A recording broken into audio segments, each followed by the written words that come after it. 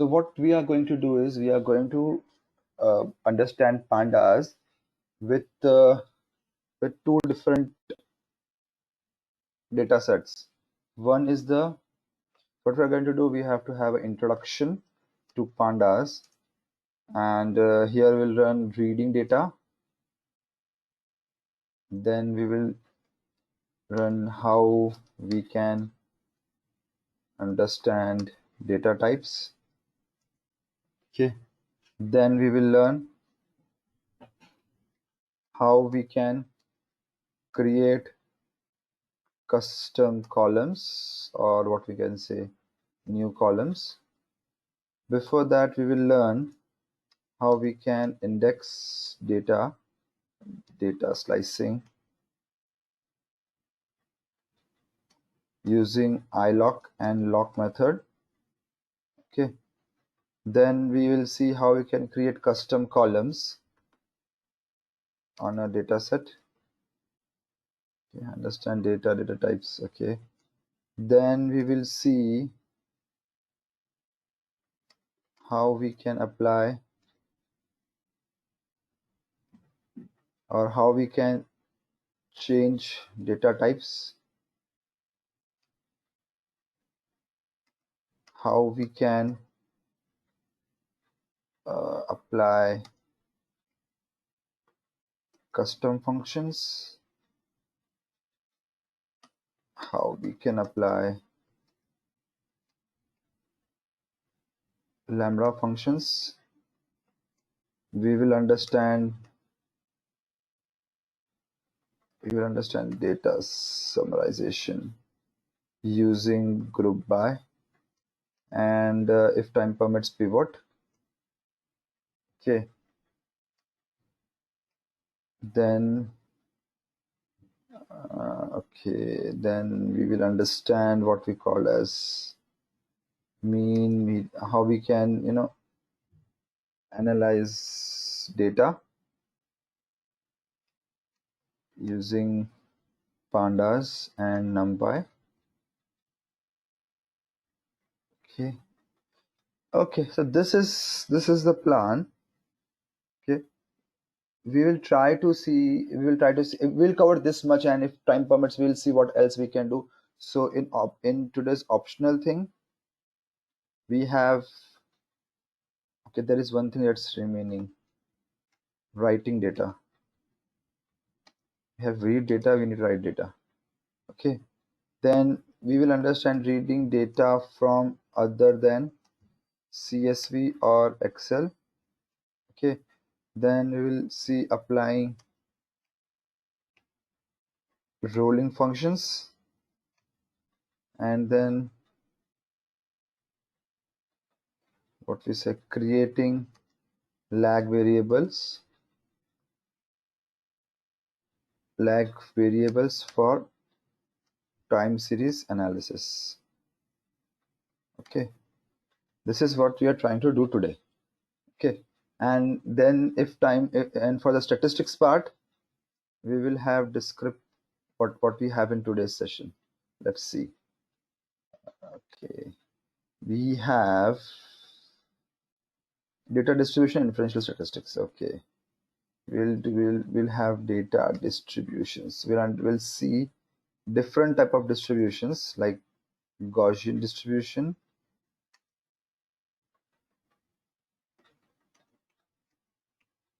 and others, and then we'll see inferential statistics. Okay, anything else that you want to add, guys, in this?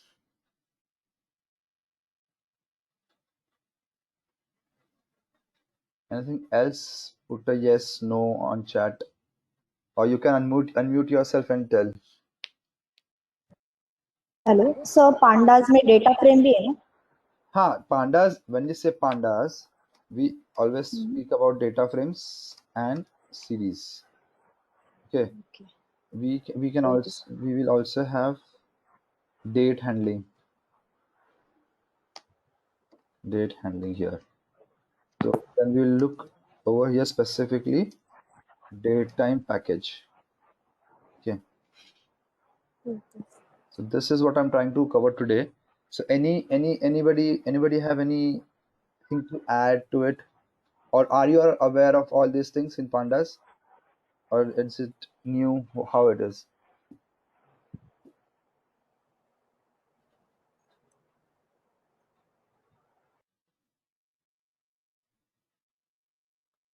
Save this.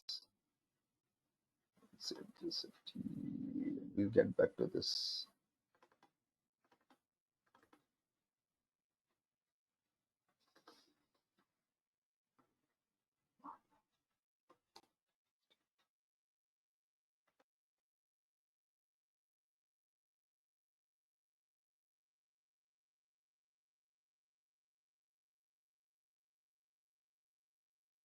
Okay, so have you all downloaded this data set, the data set I have shown on the drive? Over here, you can find this employment data set. Have you all downloaded? Okay, let's see chat box. Yes. Okay, cool. So what we'll do is we will start Anaconda prompt. Okay, and whatever part. So I'm working in this path. Okay, I'll go to this part. You can do simultaneously with me, and stop me if you don't understand anything or if you are stuck. Try avoiding putting a message on chat box, because I don't see that much often. Jupyter notebook. Oh, there's a problem. So this will create a Jupyter notebook in this location. Okay, I don't want it in this location. This will create some open this file. I don't want it over there. Where I want this is, one moment. Let's close this. Where I want this is in this location. Okay. So what I'll do is Anaconda prompt. I'll do a CD. Okay. And then over here Jupyter notebook. So this will open up terminal at this level. D Marticus ED10. Okay, so it'll look like this. So yeah. We'll go to new. We'll go to Python 3.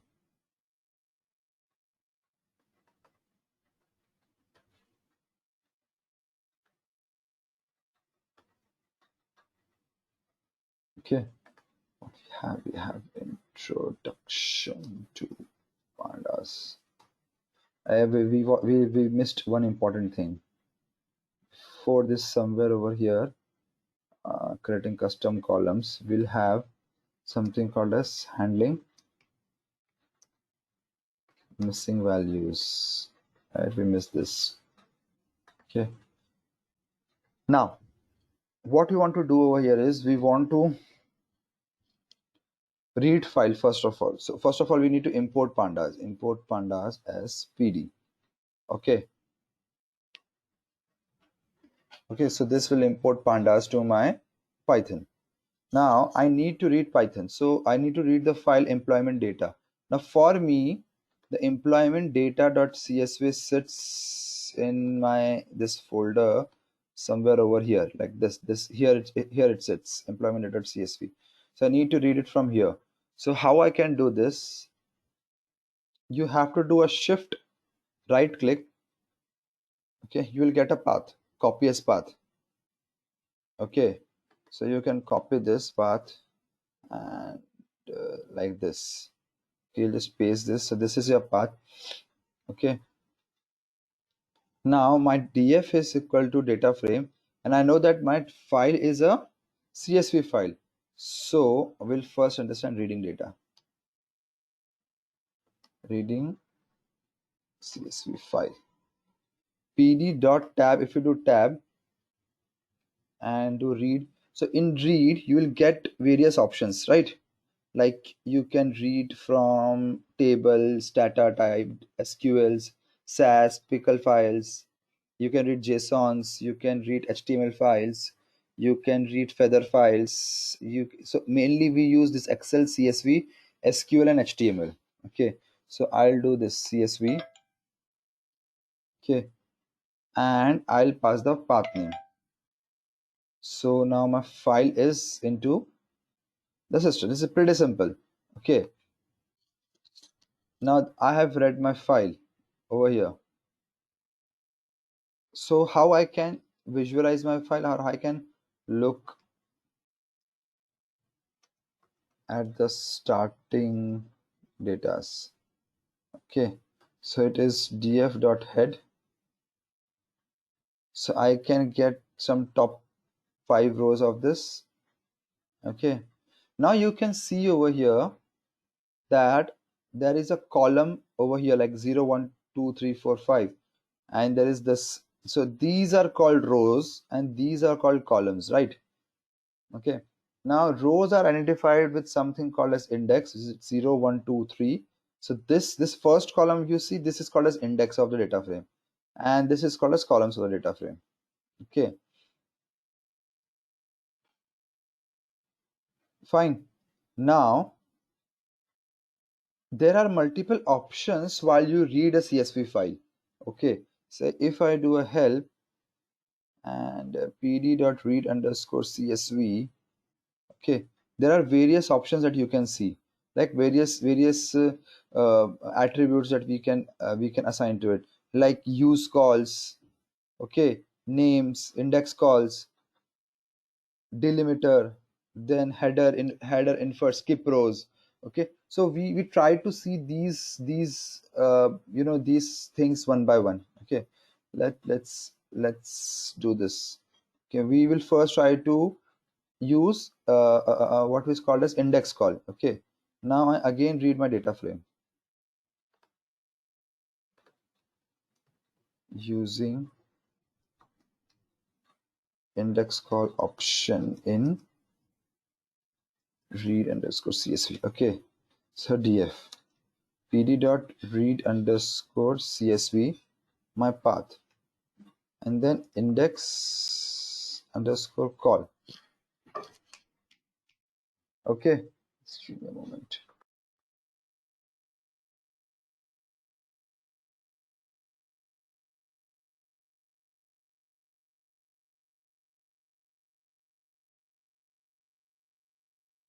Okay, so we will use this index call. Now what I want to do is I want to replace this index by some unique ID, right, which I can refer. So resume ID seems to be a decent option to which I can use, because it will be unique, and it will help me to perform some operations if I wish to. Okay, I'm showing you this, like resume. What is this? Resume ID. Resume ID. Okay, now if I look df underscore head, I can see that my 0123 is now replaced by resume ID, right? So I can filter something with resume ID now very easily, or I can iterate through resume ID to access each and every record. Okay, so this is one option. Sir, can you just please scroll up? I am missing something. Okay, here Please scroll up because I haven't for you this path will be different, huh? For me it's this, for you it will be different.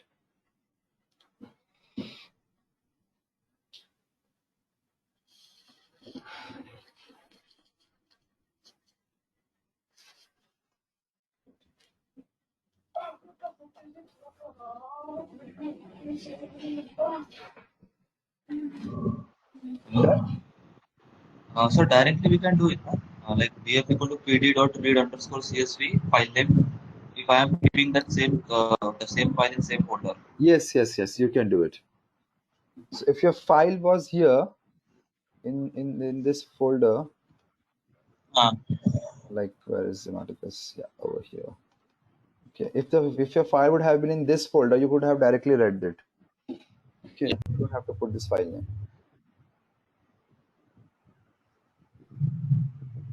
Okay,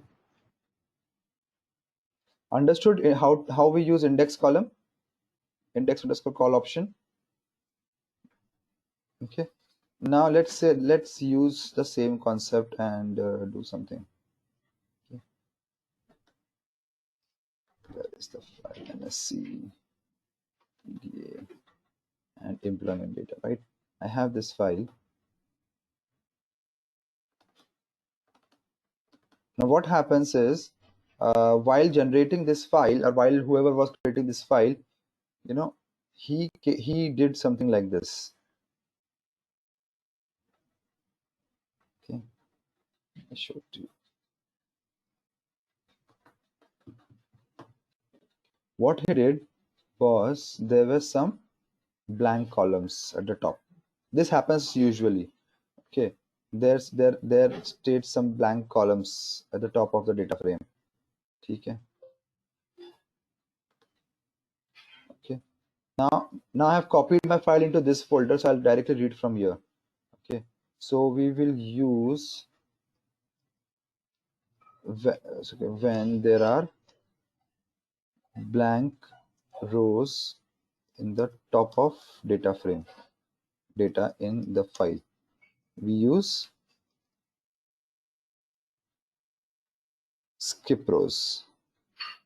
There's a skip row option over here. If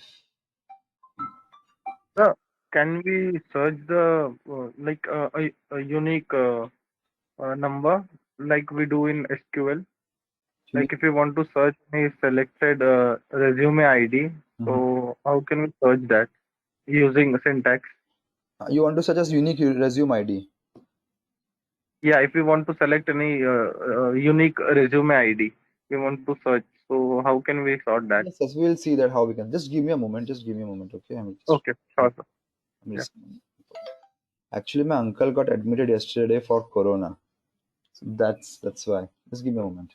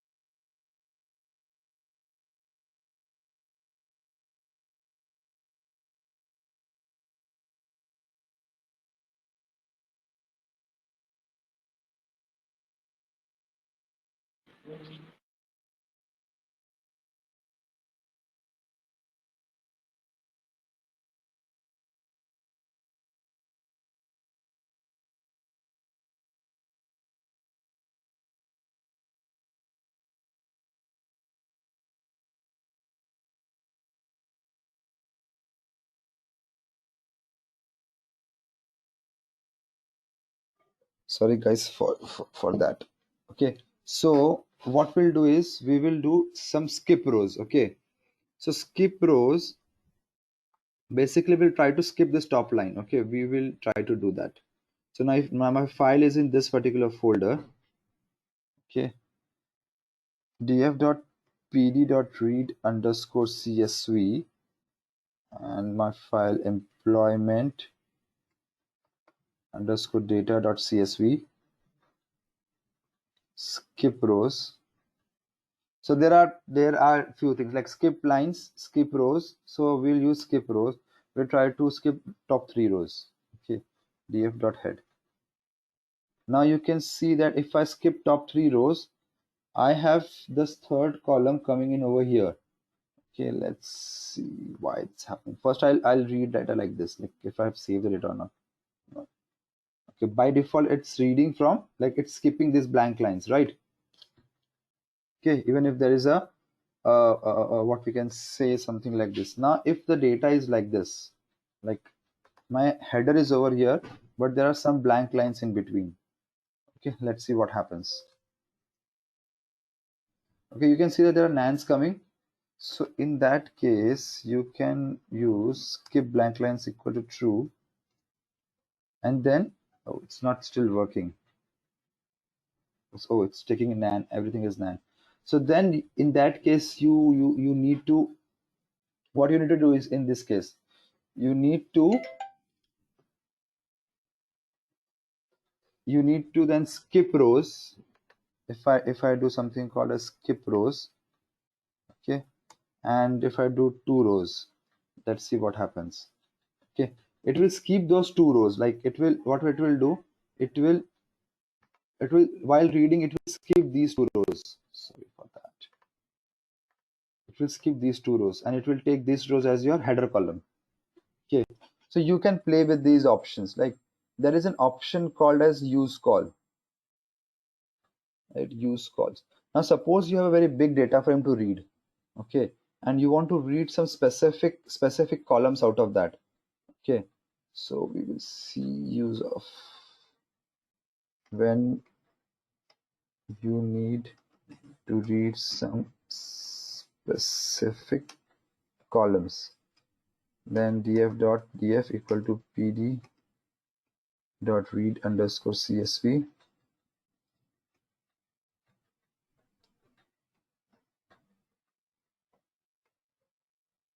It's a file.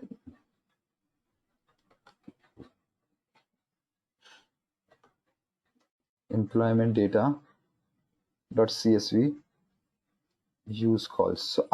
So say suppose I have an output of a SQL query which I have stored over here, okay, and I know that there are many columns. So when I want to read specific columns, say I want to have this name, for example, and email. Let's say, for example, let's say name and email. I read this. So it is giving me error where it is working. Use calls name. Okay, it's name of the candidate.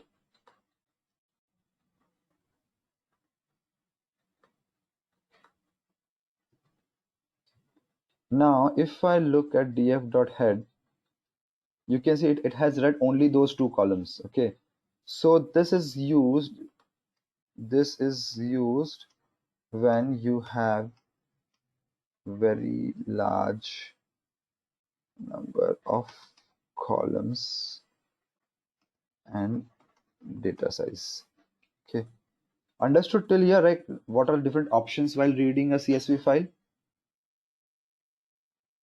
Yes, sir. Yes. Okay, any questions till now? No questions, or is there any questions? Sir, like you have skipped the first 2 rows, right? Yeah, But what if we want to show the header file name, and after that 2 rows we want to skip? Like if we want to skip uh, as a convenient rows, so how can we skip that? Like second and third row we want to skip, and we want to show the same header file. So how can we do that? let's try this in this way. Okay, okay. You want, what you want to do is you want to skip second and third. Yeah, like the second and third row was NN, right? And there was an header file. So we Okay, want to skip second and third row, and we want to show the header file same. let's see if we can have this. Okay, okay, in this way. Okay, so yeah, we can do this.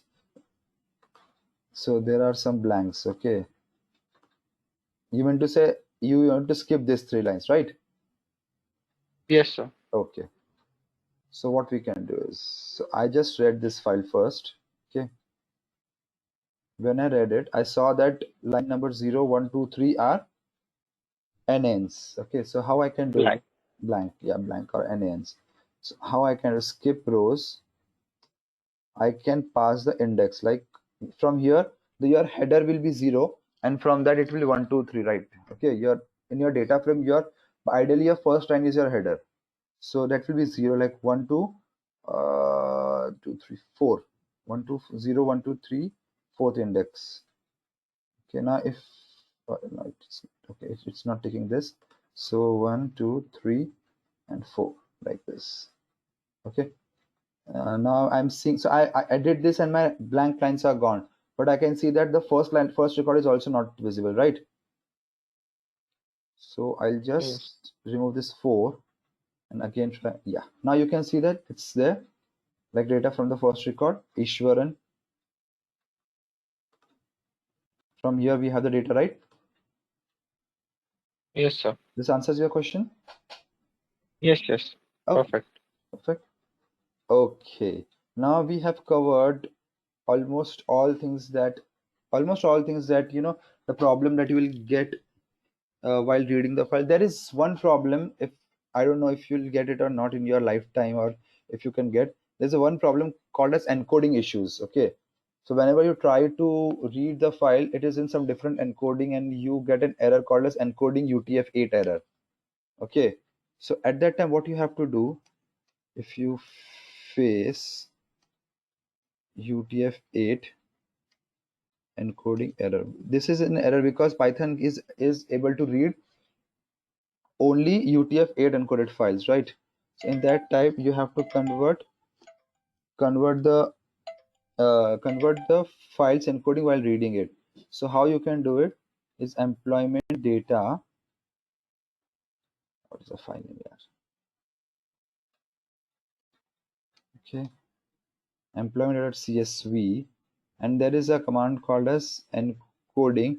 You try to put Latin minus one. Okay, so this will encode it to UTF-8 encoding. Okay, if you face this error ever in your lifetime. Okay, what happens is some system generate some files are generated on UTF-16 or some other encoding like Japanese encoding and all those things, and you want it to be read. So you first try to use Latin minus one over there. If it's not working, then you have to find the encoding of the file and then convert it. Okay, now this is my DF. I'll just do skip rows over here so I can go ahead. Skip rows 1, 2, 3. Okay, so I have this file now. Okay, df.head. Now if you put, so there's a df.head to check the first, so I'll do this 5. Sir I have a one doubt. Yes, जो skip रोज है ना वो हमें बार बार करना पड़ेगा, पर हमारे data में अगर हमें उसे डिलीट ही करना है, वैसे भी उसका कुछ काम नहीं है, तो फिर हम कैसे करेंगे? नहीं क्या होता है क्या होता है whenever you generate data from say an SQL table or data source. Okay, so say assume that you have this stagnant file, then it's okay, like it's a one time process. But assume that this file is continuously generated from some data generation process. Okay, so वो हमेशा इसी format में data generate कर रहा है. Understood? So then you need to, और इसी file को अपडेट कर रहा है एम्प्लॉयमेंट डेटा को. So you need to have this okay. over here. Understood कि कहाँ पे ओके. काम आएगा जब का फाइल हाँ हाँ. एवरीडे रिफ्रेश हो रहा है, बट वो यही स्ट्रक्चर में refresh, yes. Right? Got the point? Okay. हाँ हाँ. Okay. So this df.head is basically to check the first file record. Okay, and this df.tail is you can check 5, 7, whatever records you want to check bottom 7 records. Okay, so this is df.head. Okay, now let's say I want to understand my data. Okay, now I'll say understanding my data frame. Okay, so first thing what I want to understand, how many records are there in my data frame. Okay, so for that there is a simple thing called as length, len length of my df. So it will give me there are 4 5 5 6 3 records in my data frame. Okay, understood? And okay, then there is a command called df.info. What does df.info gives? It gives the information about the entire data frame, like what is the class of this df. It's a data frame.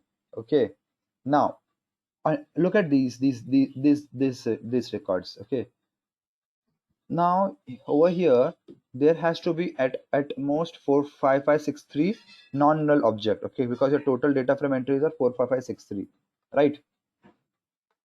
And you can see that there are some missing values over, like here are some missing values, here are missing values, here are some missing values. So it is not 45563.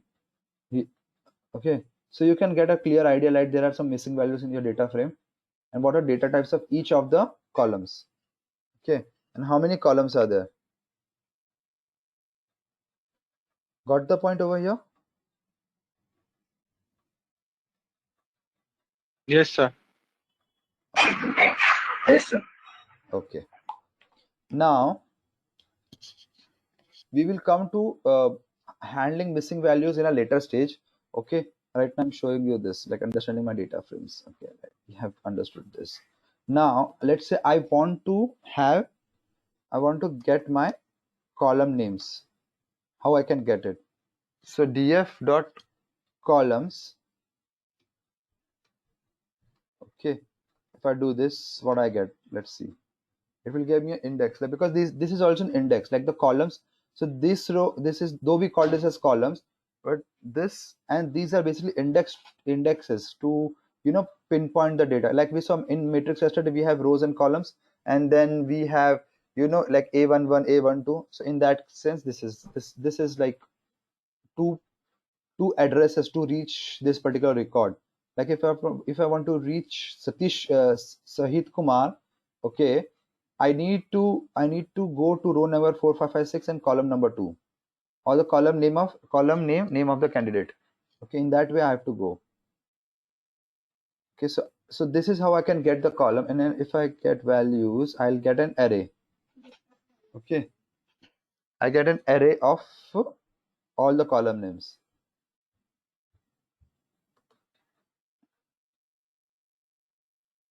Understood?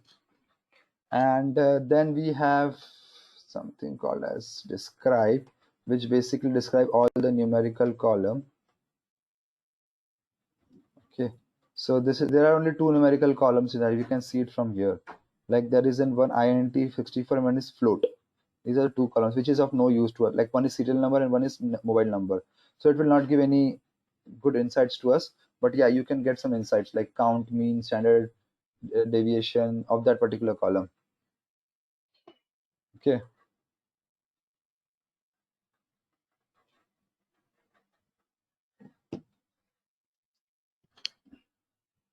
Okay. Now we do something called as what's there was on the list: date handling, understanding how to indexing data type. Okay, indexing data set. So let's see how we can index data. So it's in the date over here, like we have date of birth. Okay, we'll do that. Indexing data, or what we call as slicing of data frame. Okay, now there are two functions by which we can, you know, index data. What I mean by indexing data, I can refer to that particular data set, like a smaller data set from a bigger data set. We have 45563 records, right? And some how many columns? 20 columns. Okay, if I want to have a subset of data, like uska chota part mujhe chahiye, so then I can use indexing of data.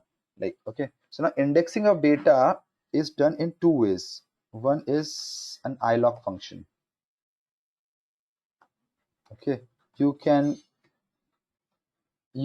I normally understood as integer location, or instead of the index location, you can do this. Now how does ilocs works? Iloc, like if iloc is basically you give positions of your data. You give a position, like how I give a position of my data, like I write df.iloc.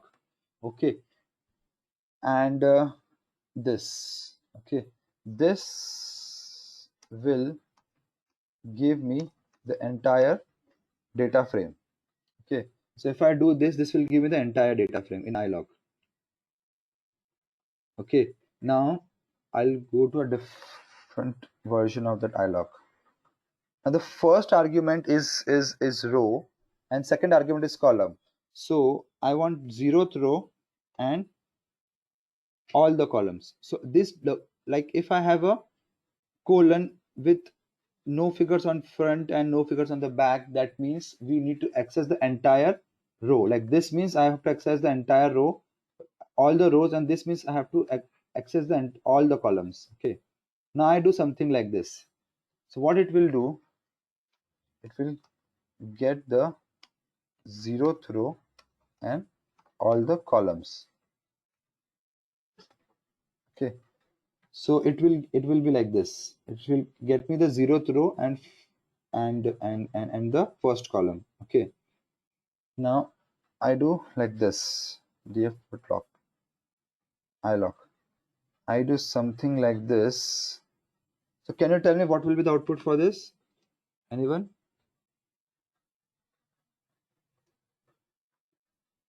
All the rows and third All column. rows, third column. Yes, all the rows and third column. Okay. Okay, so this is my third column. Now df.ilock, I want rows from say 3 to 10, okay, and column 4 to 7. If I do this, I'll get this, like 3 to 9 and column 4 to select 4, 5, 6. Okay, so because its indexing starts from 0, this last number will be skipped. Cool. So understood ilock function? Does anybody have any questions in ilock? No, sir. Okay. So one question. Okay. So the question is, you can try it on your system. I want to access row number 7, then 11, 14, 30, 70, 90, and column number 50, 60, sorry, 50 तो है ही नहीं, sorry, 5, 7, 8, and 10. So can we do it, and how? Like, first of all, first question is, can we do it, and second is how you will do it. Just write, test in your system and ping me the answer. I'll just check your chat box.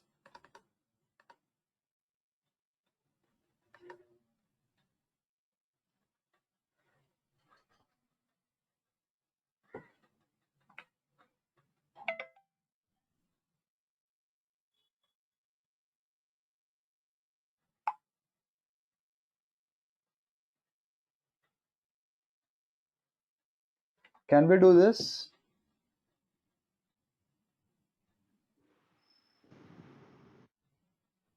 You said that you understood lock function, so can we do this?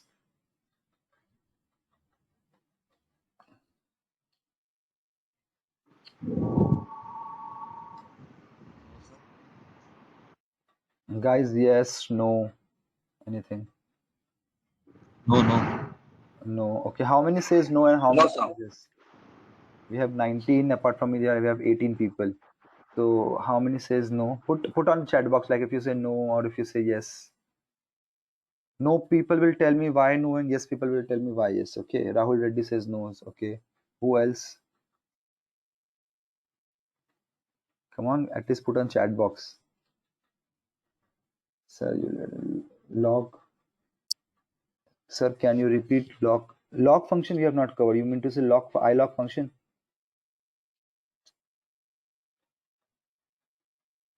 Everybody's saying okay. Okay, everybody's saying no, no, no, no, no. Okay, let me find Tejas Patil. Okay, Tejas, can you tell me why it's a no? Sir, if it was like even number or something, then I could have given at the end of the first row, means third row, then something like even number, then I can just like leaving two positions and like that. But here it is like after 7, 8, 9, 10, 11, 4 positions, I have to leave four spaces. Then after 11 to 14, 3 spaces, something. So uh, as, now I don't know how to put Okay. those values. Okay, let's try. Let's try doing this. 7, 11. So we can manually give the columns name and row name. Yes, we are doing that. Fetch the location. We'll pass a list to it. Sir, I have pinged something in chat box. Yes. That's the answer. That's the answer, guys. Let's see what is there. 5, 7, 8, 10, right? Yeah, you can see this. We can access on a random on different row basis and column basis also. Okay, got the So solution? then this is only indexing, not slicing, right? So means we are No, only this is slicing and indexing. So we are indexing also, and we are slicing data also. So that's a very, interchangeably used for terms. So we will see slicing different ways. So this is also, you're slicing your data, right? You're slicing 7 section, 11 section, 14 section. You're indexing it. So that's called slicing and dicing. Basically, that's what the term is used commonly, or what you call it, what I called it. Yeah, slicing of data frames. It's the same thing. Now, okay. AK want to know the log function once again. Okay. So AK, can you unmute yourself and tell your name, please? Like AK is short form. I don't know what your name is.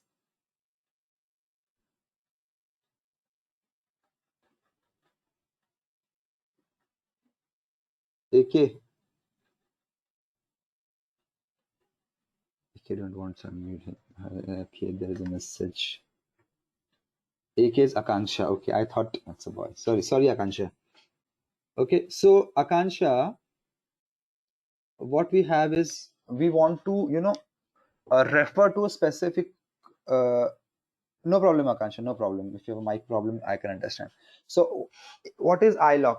Or what is slicing or indexing for data? Slice means, let's say you have a cake.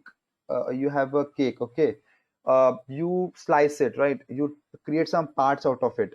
Okay, like you in a birthday, you slice it and then give it to different people.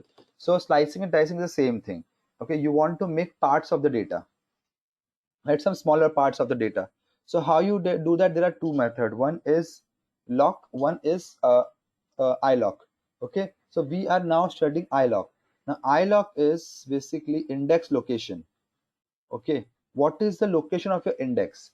Now when I say row index, we have row IDs like 0, 1, 2, 3, 4. These are the row IDs. So I can give a row ID like 0. I have given row ID of second, and then I have given a column ID of say 5. So what it will do, it will go to second row and fifth column and fifth column and pull out that data. Okay, now this is the data in second row and fifth column. Okay, it will go to second row and fifth column number. Okay, this is a column number and indexing starts from 0. Okay, so this will basically be the third row. Okay, third row, and this will be the sixth column. Okay, now this is you're pinpointing a particular data point.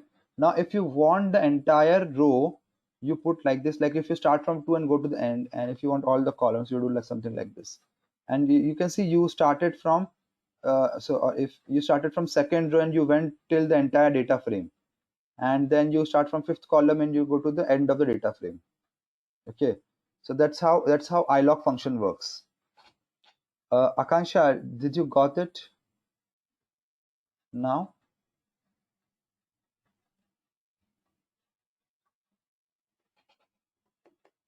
Okay, cool. Akansha understood. Fine. So this is ilock function. Now we will understand lock function. Okay. Now similar to ilock, we have lock function.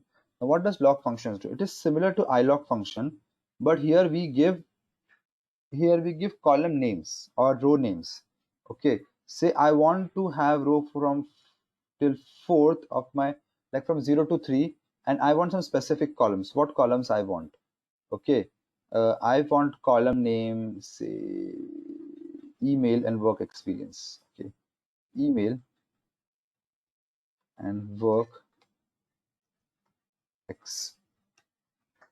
Okay, so I can get this like lock. Here you will be, here you were giving numbers. Okay, here you are giving names. Okay, names of specific columns. Now, why this is more useful than this is because I can, here I need to know the column number of each and every column. Okay, so that is a tedious task, right? And but here what I can do is I can easily refer to any column names and pull the data. Okay, like resume, what it was, ID, what it was, resume ID, something like that, or resume title. Okay, so I got this. Understood lock function?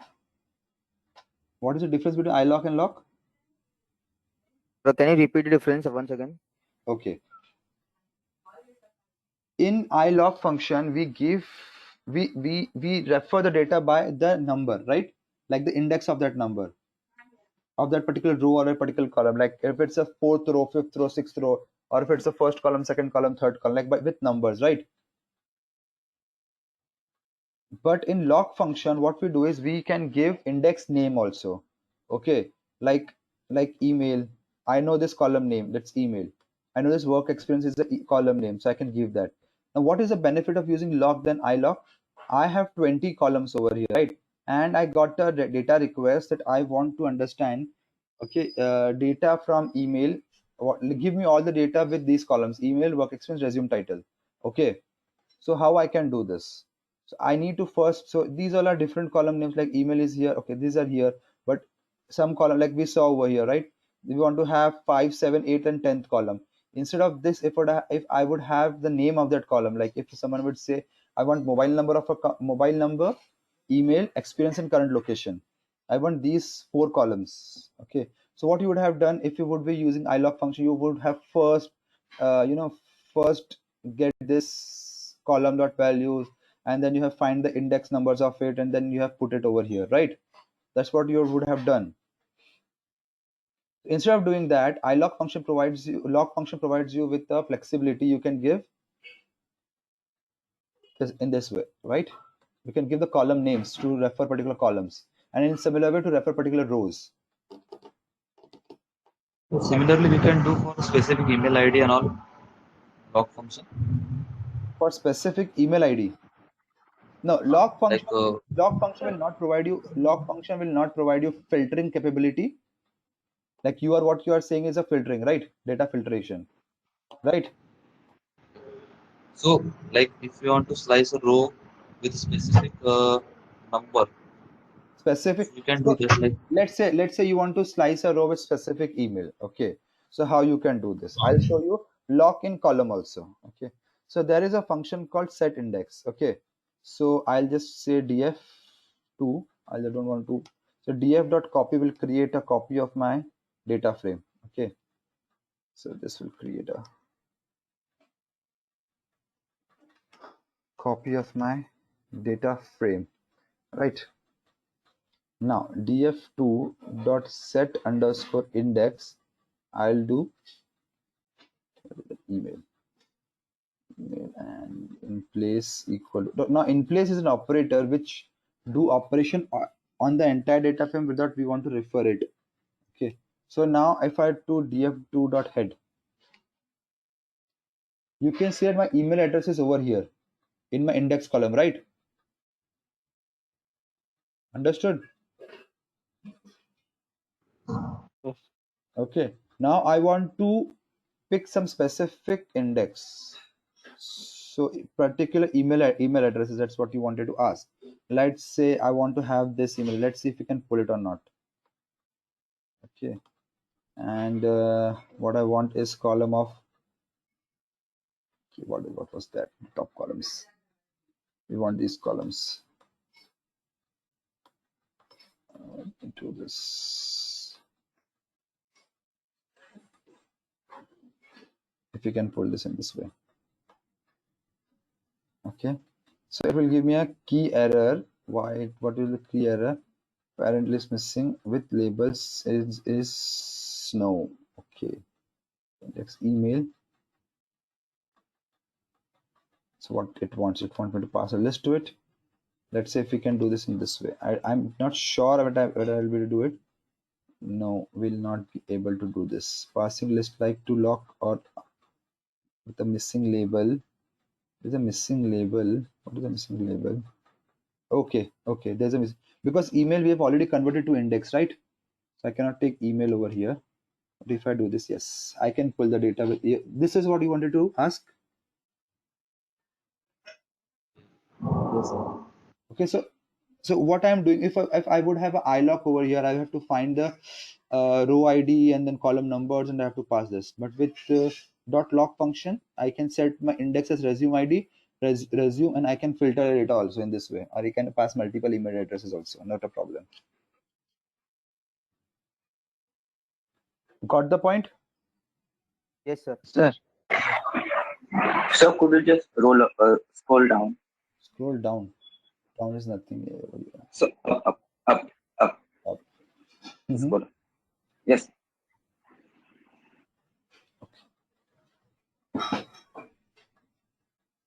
Okay, sir. Thank you. So do you all guys want 5 minutes, 5 minutes to copy the code or something like that, or should I continue ahead? So we need to copy, sir. Okay, copy it. I'll give you 5 10. I'll give you time till 10:05. Copy. What code want? What code you want? I'll put it over here.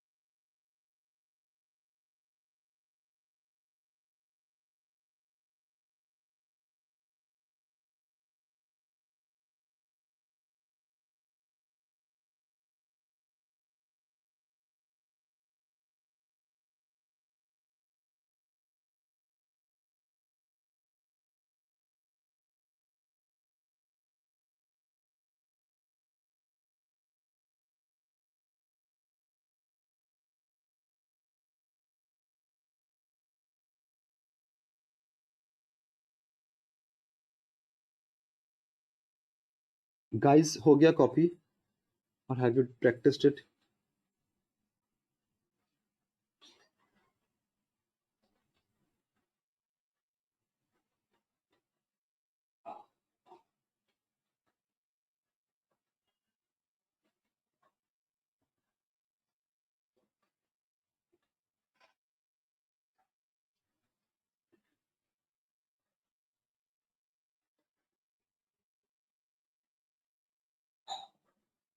Should I go ahead? yes, sir. Okay, okay, cool. Now what we'll do is we will understand. So just a question. Yeah, please go ahead. तो आपने in place use किया था, वो क्यों use किया, मतलब Okay, उसमें? I'll show you in place मैंने क्यों use किया. Okay, DF2. I'll just again create a copy of this. Okay, now in place operator काम क्यों आता है? Now if I have to, I would have done this. Okay, it would have changed the data frame. Okay, it would have shown me this. But if I know now again go and look df2.head, my actual data frame has not changed. Okay, this will show me the changed version of it, but it will not actually change the data frame. So what I have to do, I have two options. Okay, I can do like this, like I can replace the entire data frame with this data frame. Now if I do this and I look at this, my data frame is now changed, right? Or what other option I have is I can use the in place operator. What does in place operator does? It does this operation. Okay, it does this operation and change and while doing this. Okay, so if I do this and do this, now you can see that I don't have to equate it to something. This function will automatically change the data frame or operate on data frame. Understood? Okay. Okay, we have done this. Now we will go to data filtering. Okay, how will filter the data? Right. Now let's say I have the data frame. I'll zoom it out. Okay, now I want to okay, let's first see the data frame df dot head. Okay, I have this data frame and I want to filter all the people who have work experience of 4 years. Okay, so how can I do that? Df what I want to filter is work experience. Work experience equal to 4 years. Okay, if I do this, I'll get all the people. I'll get all the people with 4 years of work experience. Okay, so where I can get this? Where is work experience column? Okay, here. So I can get all the people with 4 years of work experience, right? Now, I want to find people with 4 years of work experience and they are in Chennai. Okay, so how I can do that? So I'll just do this.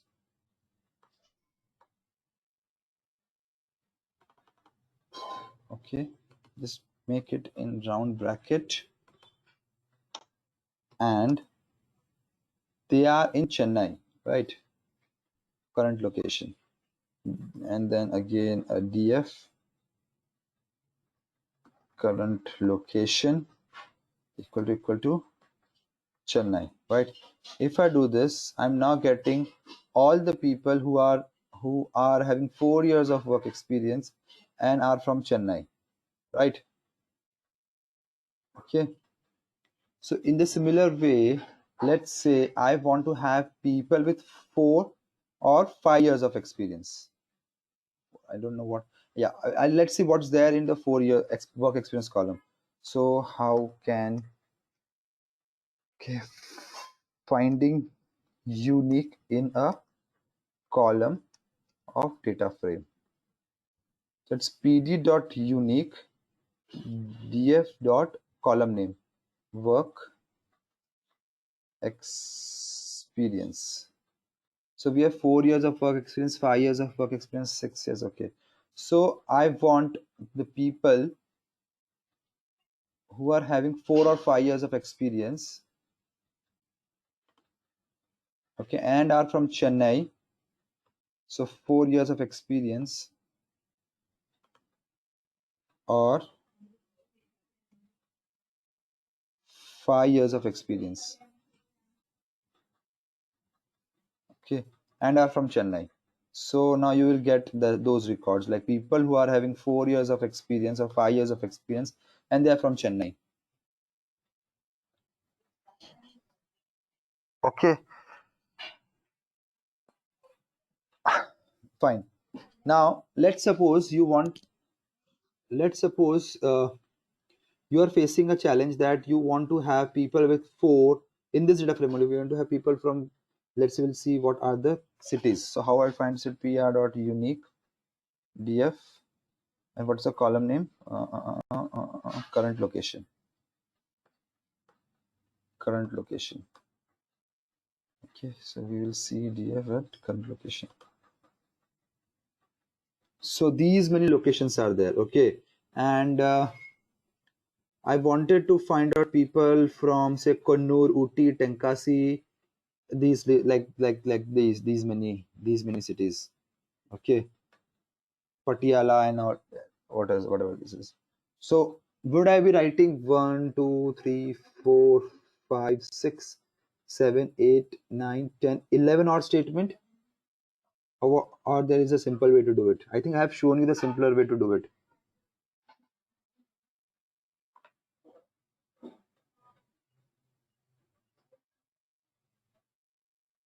Is there any simpler way to do this, or I should write what 10 12 odd statement into my filtering? Yes guys, yes, no.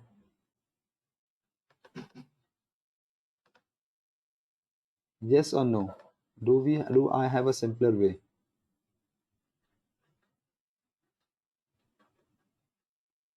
So can we do in the same manner as we have done like ilog?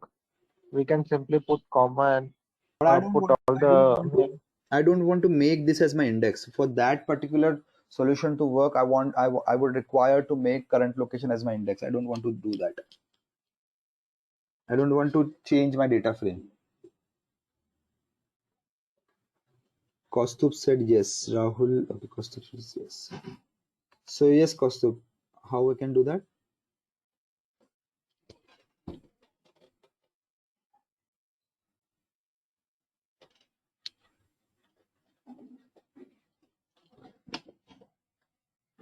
Okay, so let's see how we can do that. We'll create like a list, preferred location list. Okay, and let this be the list. Okay, so this is the list of preferred location that I want in my data frame. So what I'll do is I'll create df.df. What is that? What is it? Current location or what's that? Current location. Okay. Current location dot is in pref location, or this is what we were having. Okay. So if I do this, I'll get all those people who are in this location, like Patiala, Kannur, Uti. So we'll get Tenkasi. Okay, so this is a preferred method to filter data frame. Okay, you can give multiple city names into this. And if I want who are not from this particular location, like this is people or records with the ref location. Okay, if I want records who are not from that preferred location, what I'll do, just copy this. Okay, equal to false. Records which are not from preferred location. So in this case, I'll get all those records which are not from those regions. Like you can look at Chennai, and all those things, right? So in this manner, I can reverse the is in function. Okay. Now I want you all to test this is in function with two conditions. Okay. So what I want is I have created this preferred location, right? Okay. So I want people who are not from this preferred location and are having experience from what? This years, like 6, 7, 8 years, like what? 3 to 6 years of experience. So I'll just write the question over here. Filter using is in records for people who are not in pref location and having experience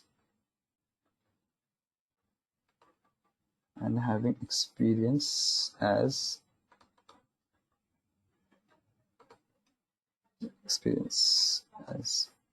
in list pref experience. Okay, pref experience is this.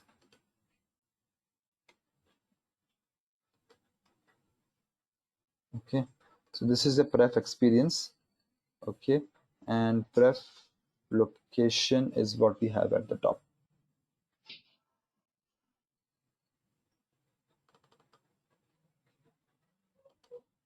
Okay, I'll ping this thing in the chat box so you can directly copy this.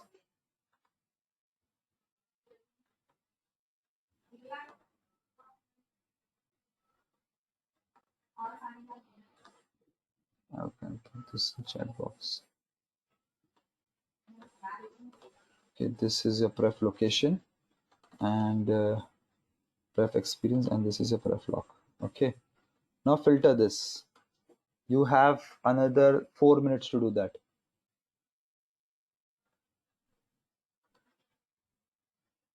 Okay, and tell me the answer.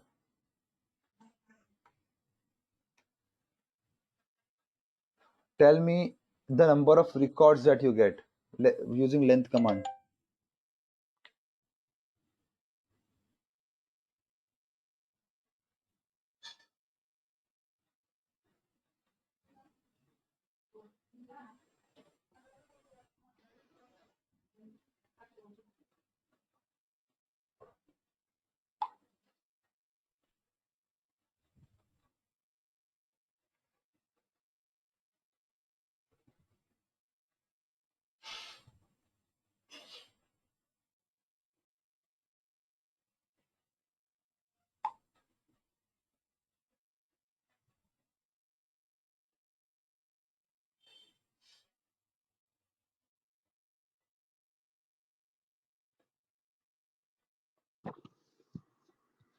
Sir, can you please scroll up? Yeah, Scroll up. hold up.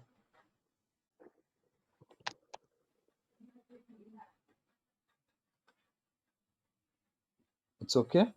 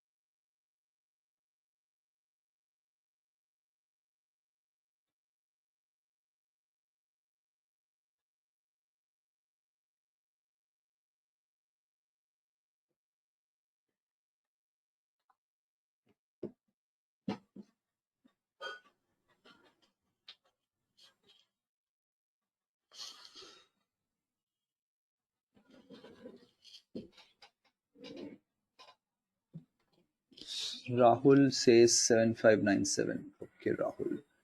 We will wait for others to comment.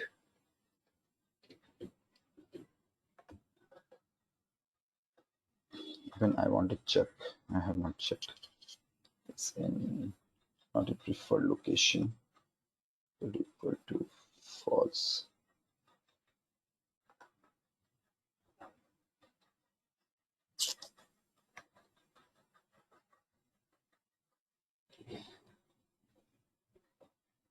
Other than Rahul, anyone got the answer?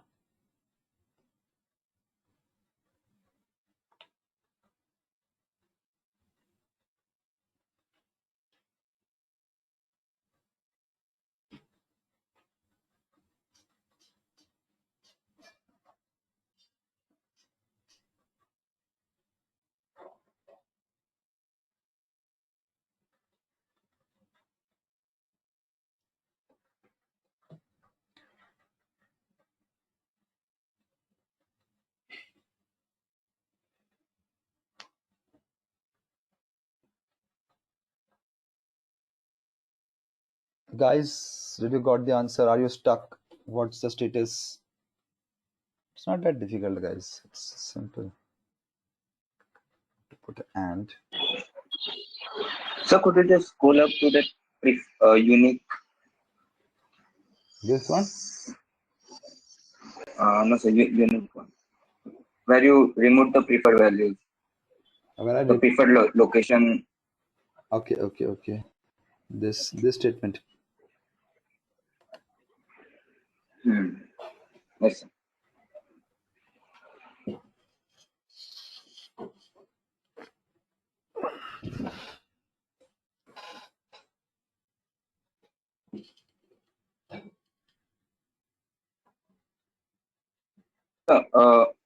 The still above it. This one. Sir. Yes.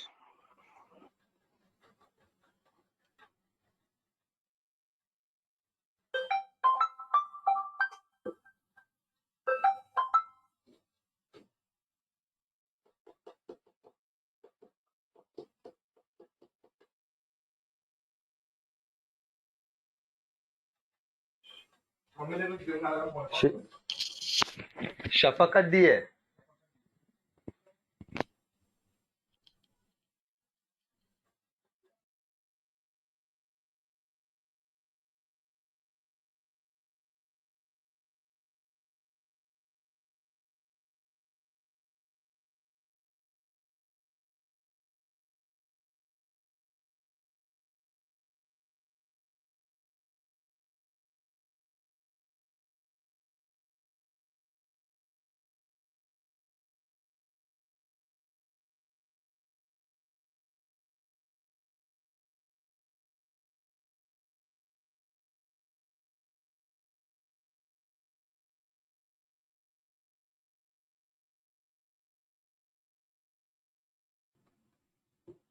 Guys, got the answer.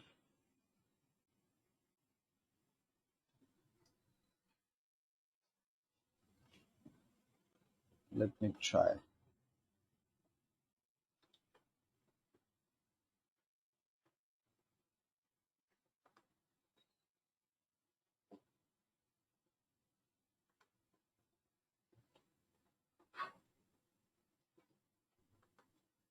Okay, people are saying yes. Oh, where I missed.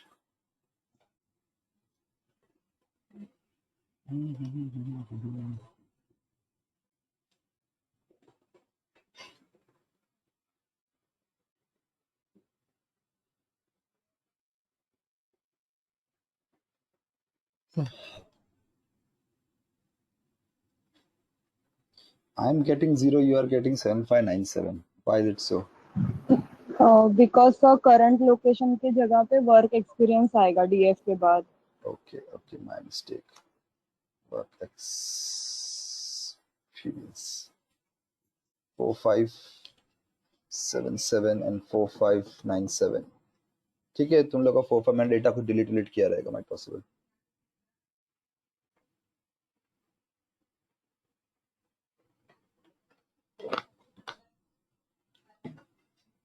All of you got the syntax. कैसा लिखना है syntax को? ये is in वाला.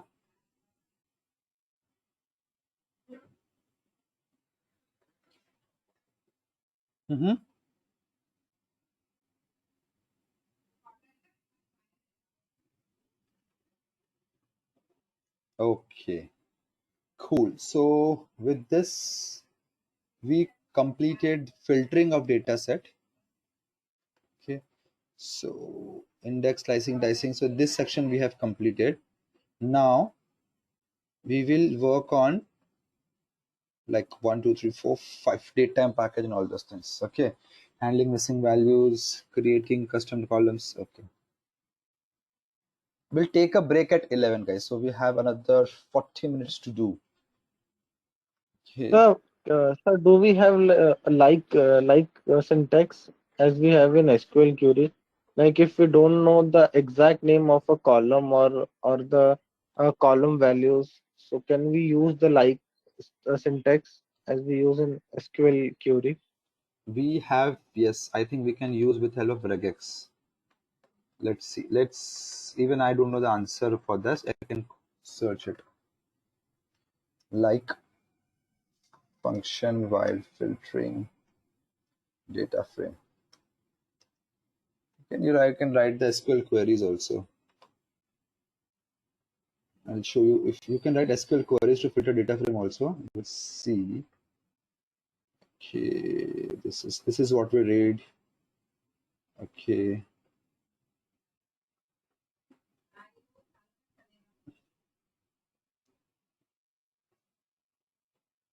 Clock function.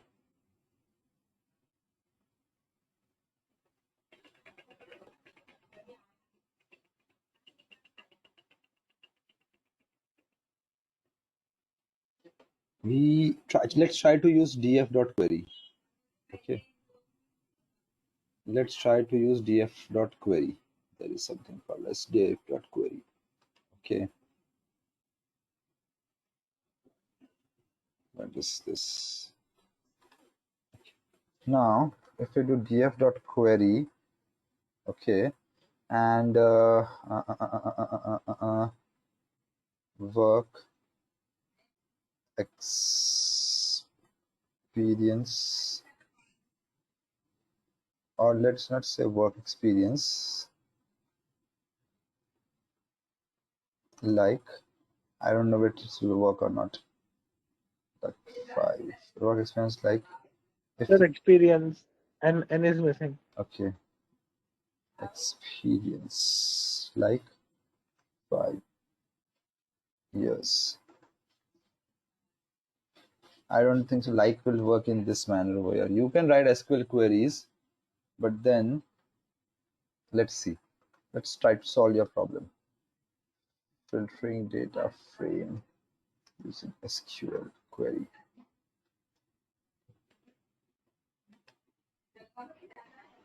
This is the giving query function.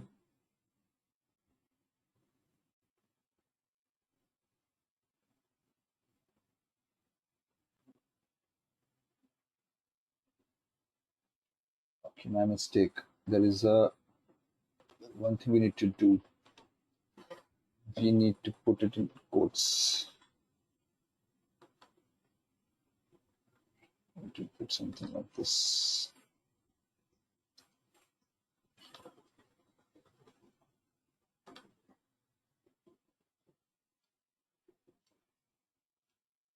There is a traceback error which says invalid syntax like.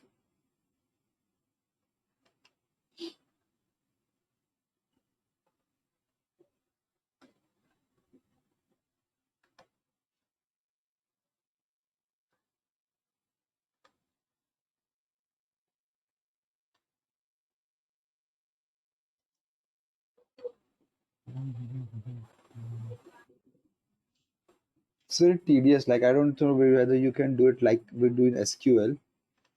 Okay, I doubt. Like, there are ways, but pandas is not with pandas. It's not that simple. Okay. You can use regex if you want. If you want. When we see regex now, we'll try to filter data frame with regex. Okay, with queries it becomes difficult. Okay. Okay, sir. Okay. It's. I'm not saying it's not possible. It is possible, but it's really tedious to. I'll not prefer to write in that way because it will give me confusion. Okay. How they are saying? I don't want to leave this question like this.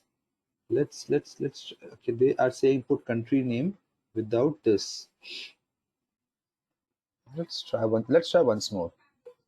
df dot query. Okay. But this email. Let's take email. Email equal to.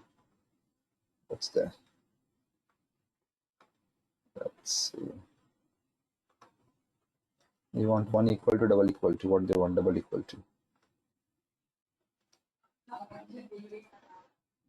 Okay, so I'm able to filter it with email. Let's say if I can put a what we put star. What we do percentage star.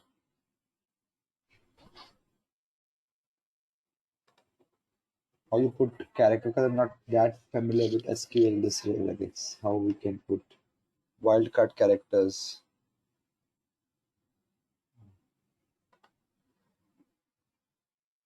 Let's say, but we have to like star dot like command. It's not working with anything. Like we were able to do this, but like command, it's not working.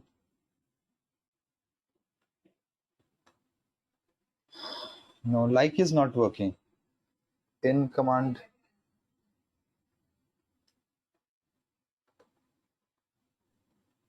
Yes, in is working, so you can do this like email in. You can give multiple email addresses. Okay, and wild card characters SQL in function. Okay, let's see this wildcard characters. What the question is? 0 or more characters like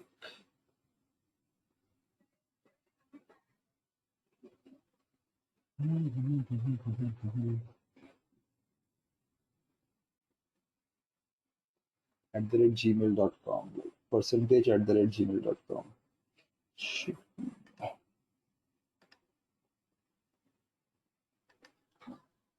This is how we filter in SQL, but it's not working over here. Like no, like function is not working. Everything else is working. Like is not working in valid syntax.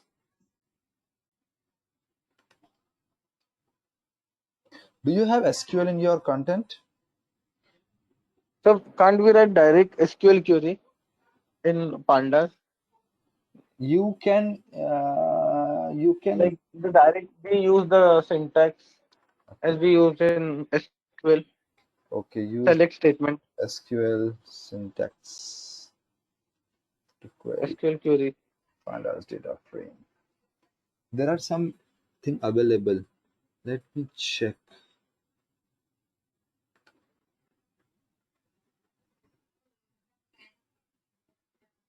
No, there is something called pandas SQL data frame, which you need to import this data frame, and then you can import this package, and then you have to write this pandas SQL def, and then you have to write this. It's difficult, yeah. Like pan, why you want to filter it? That's what my question is. You can filter it. I know that many of the people are coming from SQL background. No, sir. All I'm asking is if we don't know the exact name of that column or a particular value. So if You we can, want to find out, so we can use the like query. yeah. In SQL we use like query, but in Panda, in this you can use regex. Let's see. Let's see. Regex to filter data frame. I don't know how much you are aware of regex, but let's. No idea, sir, of regex. Oh. Like first time. So regex is quite complex. Regular expression, sir. Yes, regular expressions. So I need to pass a regex to this.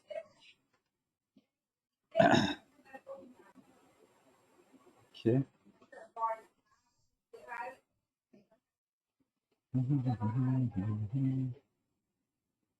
Starts with okay contains.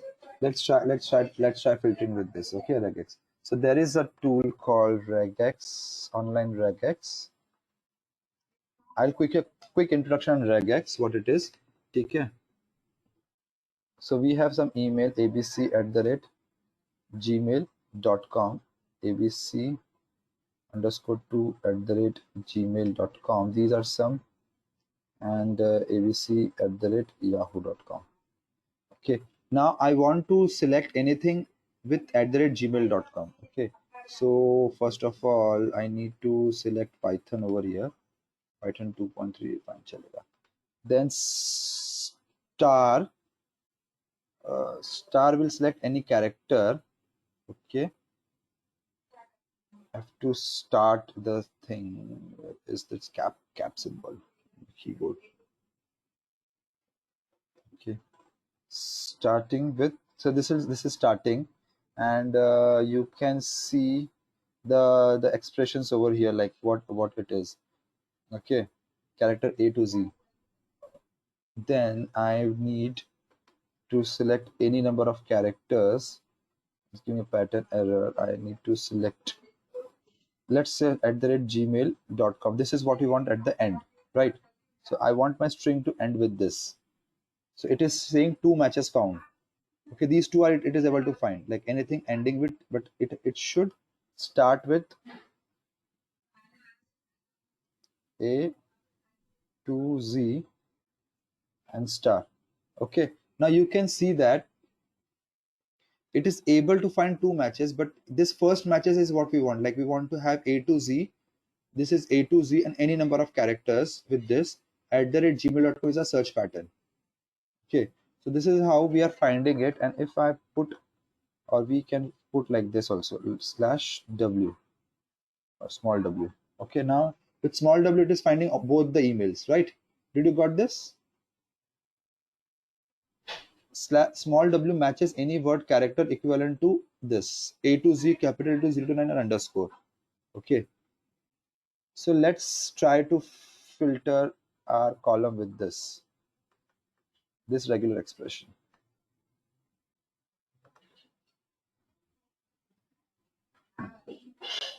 That is not it.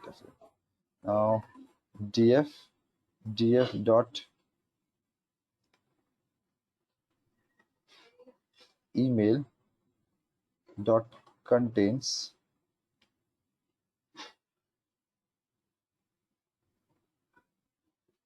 let's see if it works or not. This is taking too much time. No, contains is what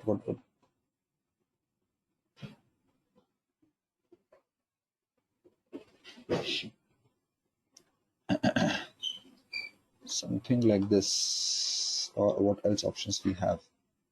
And regex equal to str dot contains.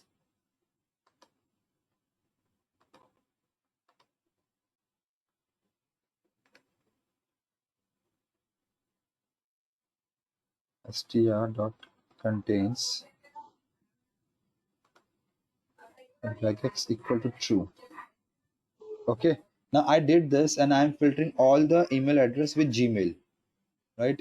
Okay, understood. So you are saying like function. So this is how you can use this. If I do Yahoo, I'm filtering all the email address with Yahoo, right? Okay, sir. Understood how you can use regex? Yes, sir. Okay, so this is how you have to find out, regex is pretty complex to understand, but once you understand it, it's very easy for you to play with it around. So this is again thing using regex to filter columns. Hope this answers your question.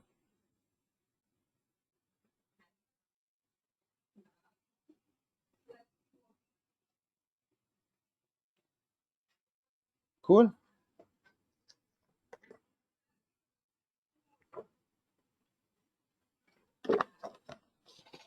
Okay, does anyone have any questions now?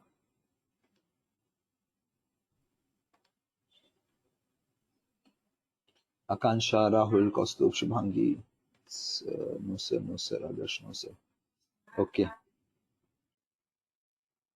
fine. Hope you are understanding everything. Now we will go to the next part where we will be handling missing values. Okay, so I'll just do this. Handling missing values. Okay, now I have to find out. So I have seen previous that there are some missing values in my data frame. So how I can find out it is this df dot is na, or what is null. What it is null or is na. Some. Okay, so with this I'm able to find out like which column contains how many numbers of missing values. Okay, like there are some 44,100, 38,700, 745, 519. Okay, now if I divide this, I'm getting percentage of missing values. If I divide this by length of DF, what I'm getting is percentage of missing values. Okay, now you can see that telephone number has some 59% missing values, date of birth has 10%, mobile number has 8%, preferred location.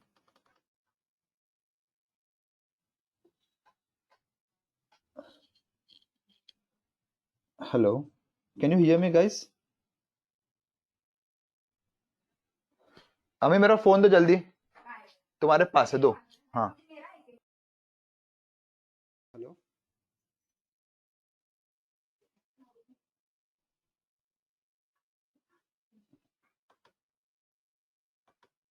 Can you hear me? Can someone say yes, no, please? Because there was a power cut at my place.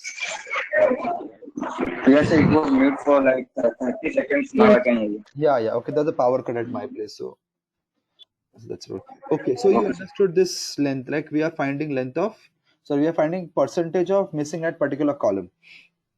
Okay, now let's see. This telephone number has 60% missing values. Okay, so okay, but mobile number has 8%. So what I can do ideally is I can drop this particular column. Okay, I can drop this particular column because telephone number in actual analysis, telephone number will not come into any use for me. Okay, why? Because now people nowadays use mobile phones. So how I can drop a particular column? Okay, drop a particular column. It's df dot drop. Okay, it's telephone number. Telephone number. So if I do this, what it will do, and I have to pass an access, comma access equal to 1.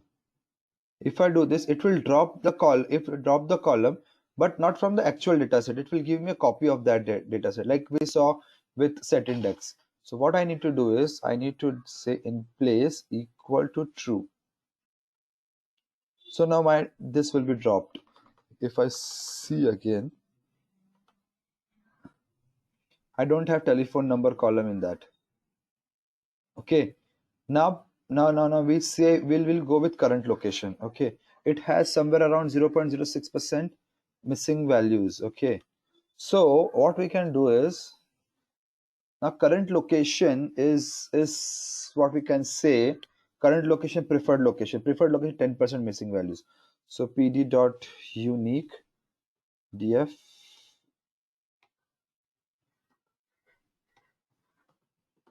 current location. Okay, what happens is, okay, unique spelling. So these is the current location. Now what we can do is, to avoid any duplicates, like there are some capital R, like some capital terms and small terms. Okay, so what I'll do is, let's see if there is, if it makes any difference or not. Length, took a length of it, it's 128, and dot apply dot lower. If I do dot lower, it will not do. So what I'll do is I'll took a apply function. Okay, I'll do a lambda x dot lower. Okay, and we'll just close the dataset.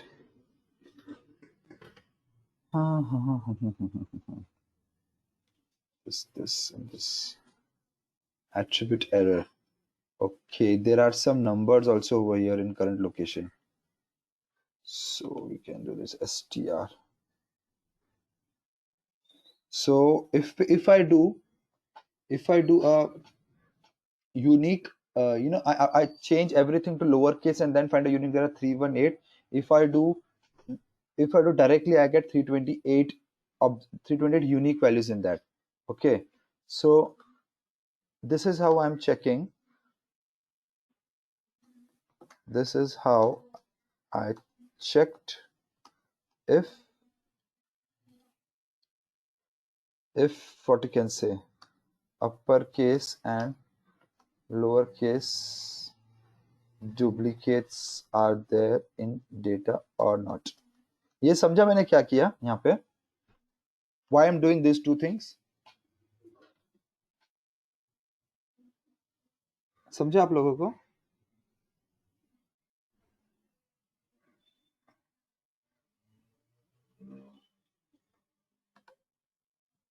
Yes. Yes, sir. Yes, no. Rahul says no. Ruchita says yes. Okay. Rahul, I'll explain you once again what's there. Okay. So, no sir, वो कम क्यों हुआ? Okay, Adarsh. Okay. Okay. So, I'll say, I'll find unique. Okay. Current location. Okay. These, okay, unique का spelling. Unique. Okay. I'll find this unique का ये. Now, we try to find out. So you can see this. These are some uppercase. These are some capital. What we can say, capital letter written, or some over somewhere. Bangalore is in capital B, right? So if I check somewhere, there will be some duplicates. Okay, let's see over here. Okay, you can see Uti over here. OOOTY Uti. Okay, there is one Uti over here with this. This is how it's spelled, Uti. Okay, so these are duplicates. Now, how I can remove this duplicate? How I can remove this duplicate? I can lowercase this. Okay, I want to make everything in the lowercase. Okay, so how I can do everything in lowercase? I'll make the data frame data column lowercase. Okay, df dot current location. Okay, df current location. Now it's a string, so I can do like this. Let's say, so this has what this has made. This has made everything in that particular column in a lowercase. If I check now, okay, now I can see everything is now this UT. There will not be another another UT with double Z, like a capital or small l, like, understood? So that's why the number has decreased. If I would have checked the length over here, it would be what, 328, and now it would have removed those duplicates. Understood, Adarsh? Okay. Okay. Now, as this is the categorical column, I will find the mode of that particular column. Okay, dot mode. Let's say I can find this way. So Chennai is the mode, like Chennai is the current location which is repeated many number of times. Okay, which is repeated many number of times. So what I'll do is df dot current location. I want to replace all the NAs by Chennai. So there is a command called fill NA. Okay, what I'll pass to it is I'll pass the mode of that particular column. Okay, and then in place equal to true, and I'll do this. So whatever missing values there would be, now they are replaced with Chennai. Okay, because I am taking mode of that particular column. If it would have been a numerical column, I would have taken mean or median, whatever I wish. Now I can see my current location. Is it done or not? Okay, now it's not doing. Now currently we can see that my what we can say, current location still shows me some missing values. Why it is so? Because whatever this mode is giving me, this is not a string. This is a list or series. Okay. So what I want is I want to have it as a string. So how I want to access this zero term, like the first term. So I'll just put the 0 over here. Now I can access a string.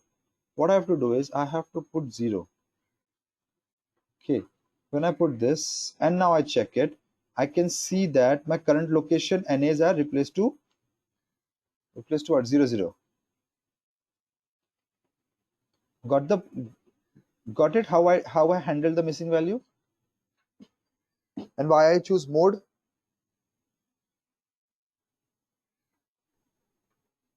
Did you guys got it? Yes. Okay. Yes, sir. That's great. So sir, all missing Yes, values. sir. Yes, Adarsh. In that particular column, all the missing values will be replaced with Chennai.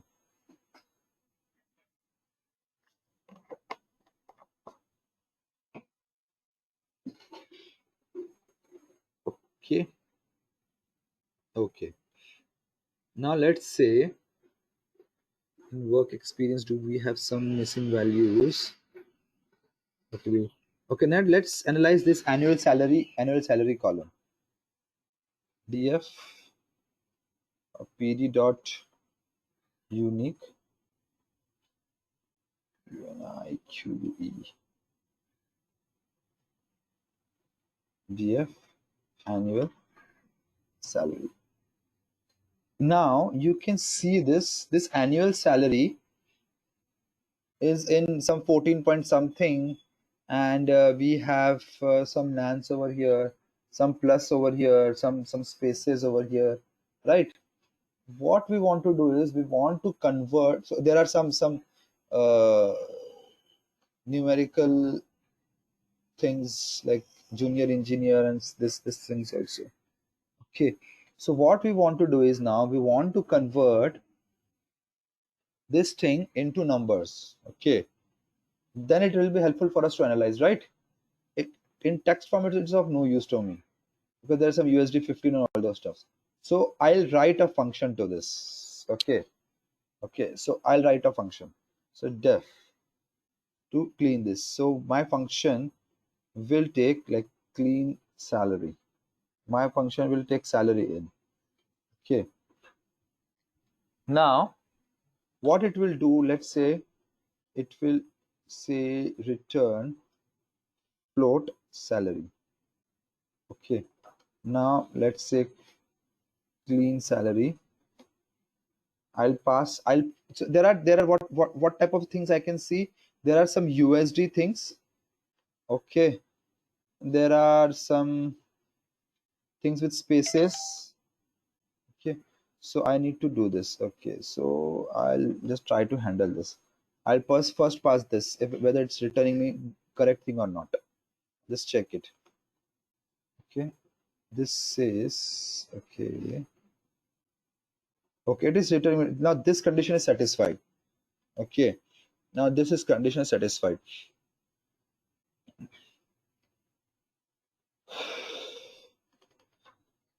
Is number 2. His number is numeric. We need to check if the word is numeric or not. Check if numeric in Python.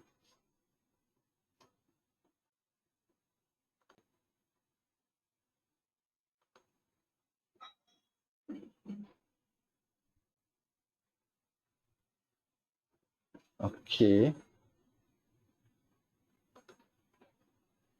So we will try to use is numeric function to solve this. Okay. Let's say I have this. Okay. Now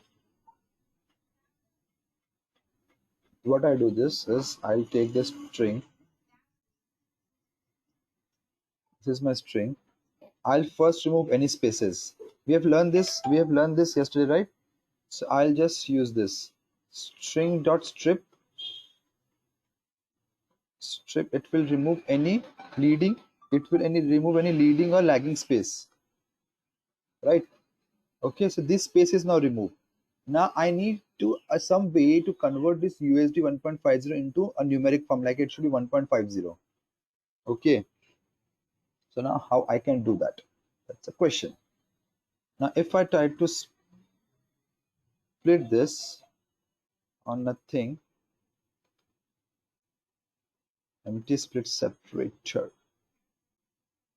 Okay, so this, because is split on like USD string dot split, then I'm getting this. Okay, let's try doing this now. And I need to filter x dot is x if x dot is numeric for x in this.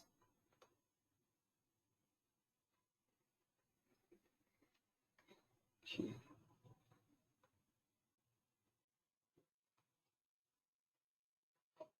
Okay, so it's not converting this 1.50 into numeric. That's what we are seeing from here. Okay, then what we can do, let's say if I can apply try catch, try except in Python list comprehension, if we can apply.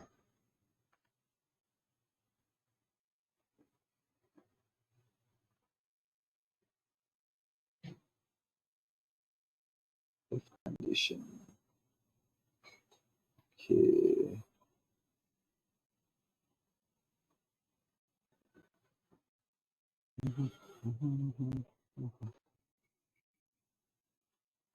Okay, this seems complex right now, so we'll try some other method. This numeric is not working. Okay, so what we'll do is we'll create a function over here, def check is numeric. I'll pass x, try float x, if this possible, return x, float x, else accept, pass. This is a function. Now if I try to pass this over here,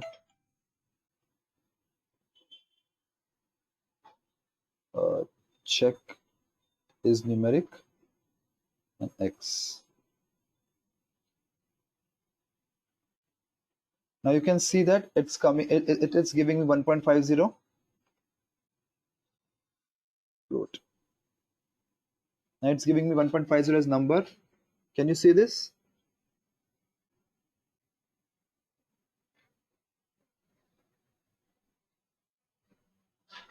Okay, I have to combine everything to this, and this is a check try check function.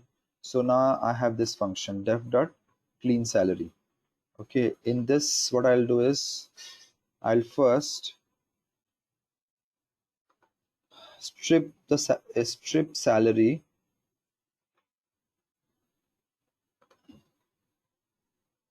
Let's first strip salary, then what I did was, check it. I did strip salary based on space. Then I'll do this float x for x in string if check is numeric x. Okay, this is salary, and then I'll take the first element of it. Okay, and I'll return salary. Okay, Now I'll say clean salary. I'll type USD 1.50 for example. So why? Okay, it's USD 1.50.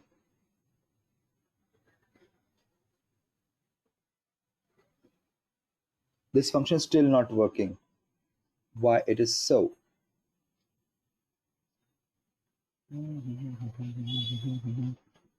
Let me get string here. Okay, USD 1.50 strip. Oh, what I missed is string equal to string dot split on space. So this is strip. This is not required. Now it will give me 1.50.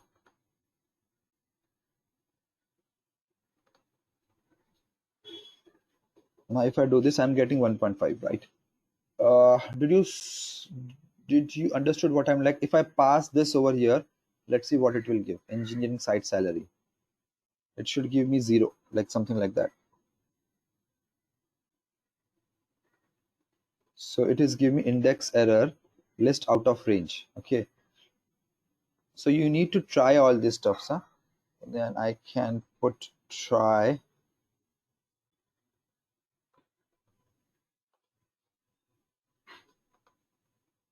except salary equal to 0. Now if I do this, I'll get clean salary. Now if something is not passing through this loop, it will give me salary equal to 0 directly, right? So did you all got this, what I'm doing, what I did over here?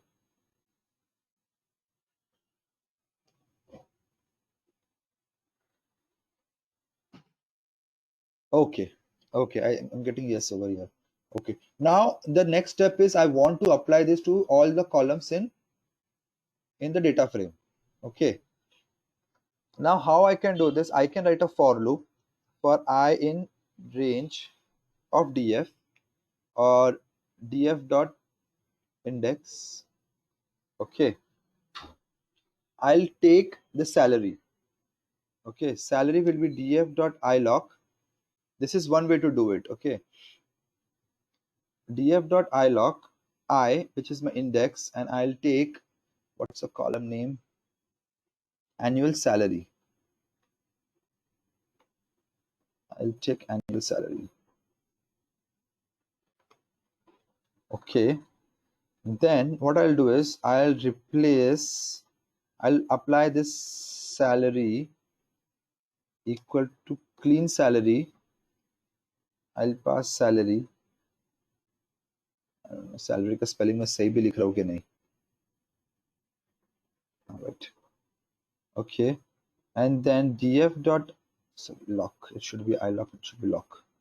Df dot lock. I'll replace the salary at annual salary, or I'll create one more column, annual salary clean equal to salary. Okay, and I'll run this for loop. This will take some time to run. Okay, till that time, if you have any questions, you can ask me. Till the time the loop is running.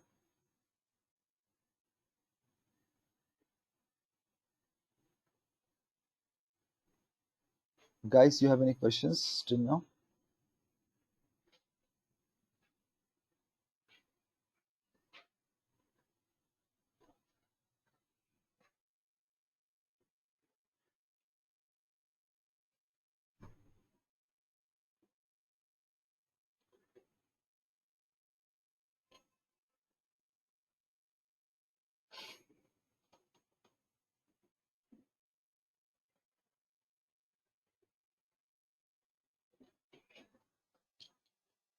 It will take time, guys, because 56,000 records. It will take. I want to show you a difference between, applying a for loop to a data frame and applying a lambda function. Now this is done. Okay, it took somewhere around 1.5 minutes to do this. If I look df, and now if I find pd.unique, I don't just check if everything worked correctly or not. Unique df annual salary underscore clean. Okay, you can see that this is all now numeric in nature. Okay, now you saw that applying a for loop took me some time, right? Now I'll apply for loop. I'll apply it with lambda function. Let's see how much time it takes. Okay, df annual salary underscore clean. I'll just replace that particular column. Okay, df annual salary dot apply lambda x where clean salary x. Now you saw the difference. This took me some time, right? And it happens very quickly. This apply lambda function happens in a very split of a second. It didn't took me so long time, and that's why we use lambda function a lot. Okay, if I do this, what is pandas unique? Okay, I have the same results. You see that you saw the time difference between applying a for loop and applying a lambda function.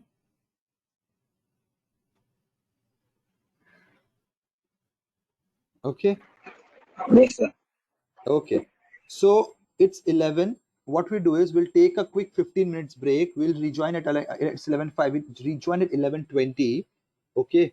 I hope if you have any questions till now, you can ask me right now. Or then then after we join, we will understand the remaining part. Like we did this, we'll see how we can. So we saw this how we can change data type, how we can apply custom functions, apply lambda functions. Okay, we are still pending with this date time handling. We saw this and this. Okay, do you have any questions as of now?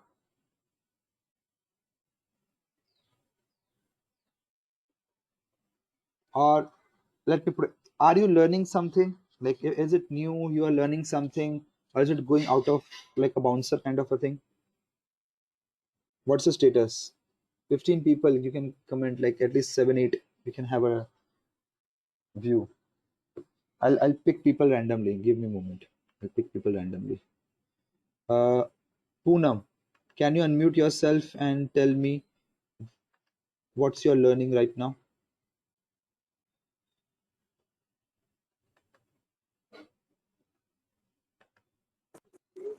How to find unique values. Yes, Poonam, can you repeat? Your voice was breaking. Hello. Hello, yes, Poonam. Yeah. Hello. Hello, yes, Poonam. Okay. How to overall, no? Hello. Hello, yes, Poonam. You can speak up. Like we can listen to you. How to find unique value, like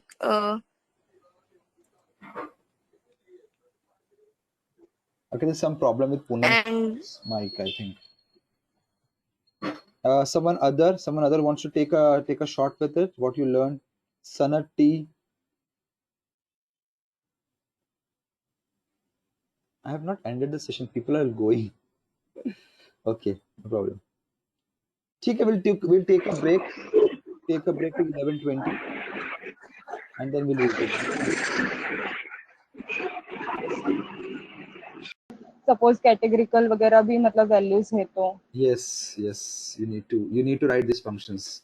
This is the skill you need to learn. कैसे अब आपने ये okay देखा ना कि how I try to solve this problem. I I've been yes yes step by step and I try to solve this problem. मैं कैसे उसको maximum values cover कर सकता हूँ. Now there is an and. Okay, cool. Fine. So I'll do this. I'll do this. There are some nan. Now we need to check. Should we replace this nan by mean or median? Okay. Yes Okay. So if I check np dot mean, there are a couple of ways, right? First we can say we'll see इसका हम लोग mean लेके देखते हैं कितना आता है. 2.89 and median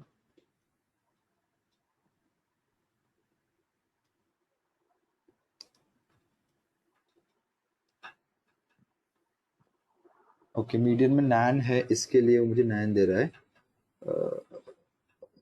तो हम लोग क्या करेंगे, इसको DF इसको हम लोग फिल्टर करेंगे। np.median ऐसा नहीं चल रहा है तो हम लोग क्या करते हैं, यहाँ से लेके देखते हैं DF annual salary underscore clean dot median. Okay, this is 2.58, not much of a difference, right? Right, और एक और वे है कि अगर हम इसका हिस्टोग्राम प्लॉट कर सके तो ये हम लोग EDA में देख सकते थे, बट अभी हम लोग यहाँ देख लेते हैं। matplotlib.pyplot as plt, okay, plt.hist and TF annual salary clean, okay, so yeah, somewhere around 2 के अराउंड मैक्सिमम डेटा यहाँ इसी रेंज में सब डेटा डिस्ट्रीब्यूटेड है, right? So you can easily replace data by this column, right? It's 0 to 5, Okay. 5 to 10 and 10 above. So 2 के around आप उसको replace कर सकते हो, like either you can use mean or median. Mean or median. Okay. Why I came to this decision, अगर आप mean देखेंगे 2.58 है और median 2 है। अगर मेरा mean somewhere around 7-8 होता because of outliers, right? Because 15, 16 Yes. ऐसे values है और मेरा median 2-3 होता, then I have to check a distribution of data. यहाँ पे मैंने data का distribution check किया है, exactly how data is distributed. I'm not finding any outliers over here. Or other can be your box plot. Okay, you can plot this box plot.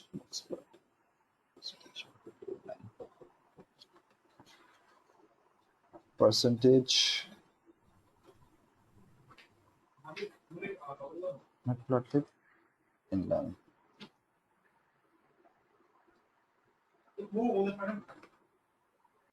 Okay, this is because it's not, box plot is not working for this. Let's see, we want to understand why. So you can check the distribution data and you can take a call. So I'm taking a call. Okay, I'll replace it with what we say.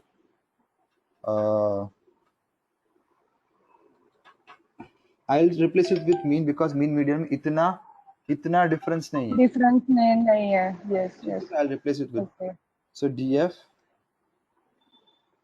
annual salary underscore clean dot fill NA with NP dot mean, like this column, and in place equal to true, right? So now if I again run this, where is that particular thing? Yeah, this one. If I run this, now my annual salary clean has 0 missing values. Yes. Right? Yes. Yes. Okay. Okay. Now what we'll do is we'll try to create this date time handling. This is an important topic, right? Date time handling is very important in data pre-processing. Just give me.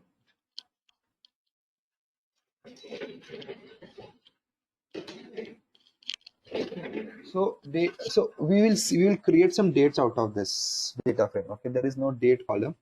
Okay, now let's see where we can find some date, like date of birth. Okay, we will see creating date time or handling date time. Okay, pd.unique df date of birth. Follow.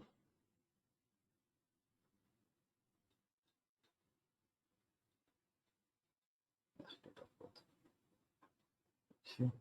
So there are some dates. So the date is in format. You have your date, you have your month in September, October, something like that, and you have your year, right? So in that fashion you have your date, right? So now you have to clean your date. Okay, so you have to first create a function to map this September October to 01234, something like that. Okay, so what I'll do, I'll first do like this: df date of birth dot str dot split. Okay, so with this split function I can split my column together, and if I got extend equal to true, so let me check the help of this split function, and let me check the help of this split function. There is a help. Okay, expand equal to false. Okay, let's expand function. Okay, split and expand equal to true. So this will give me a data frame. Okay, so let's say this is my date df. Okay, just give me a moment, guys. Just give me a moment. Okay.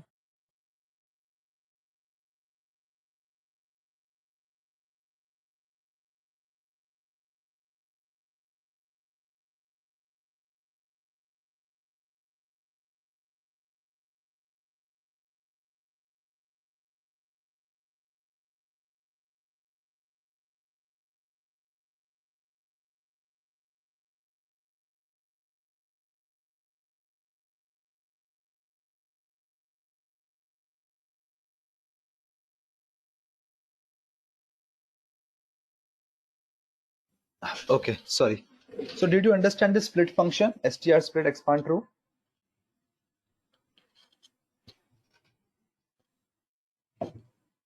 Okay, so if you see, the type of my date of birth is, okay, that values, if I put dot values, no, dot d type, sorry, I have to get the d type. D type is an object. Okay, I want to convert this into a date time. Okay, now we'll try to convert this. So what we did is expanded this, and if I check date underscore df, I can see September, October, November, December, something like that. One thing I'll check in this numeric, because I want to convert this September to 09, February to 02, in that way. Okay, so I'll just quickly check pd dot unique, like QE, date df and column 1. So yes, there are some nan values also, so we will try to handle nan. So there is some missing value, you can see there is some missing value. Okay, so then it's a what I can say, it's a this column, we will check mode of it, it's May. So we'll replace every nan by May. Okay, very basic for you now. Df date underscore df 1 dot fill na mode, I want to access May, and in place equal to true. I did this, and I have replaced this by May.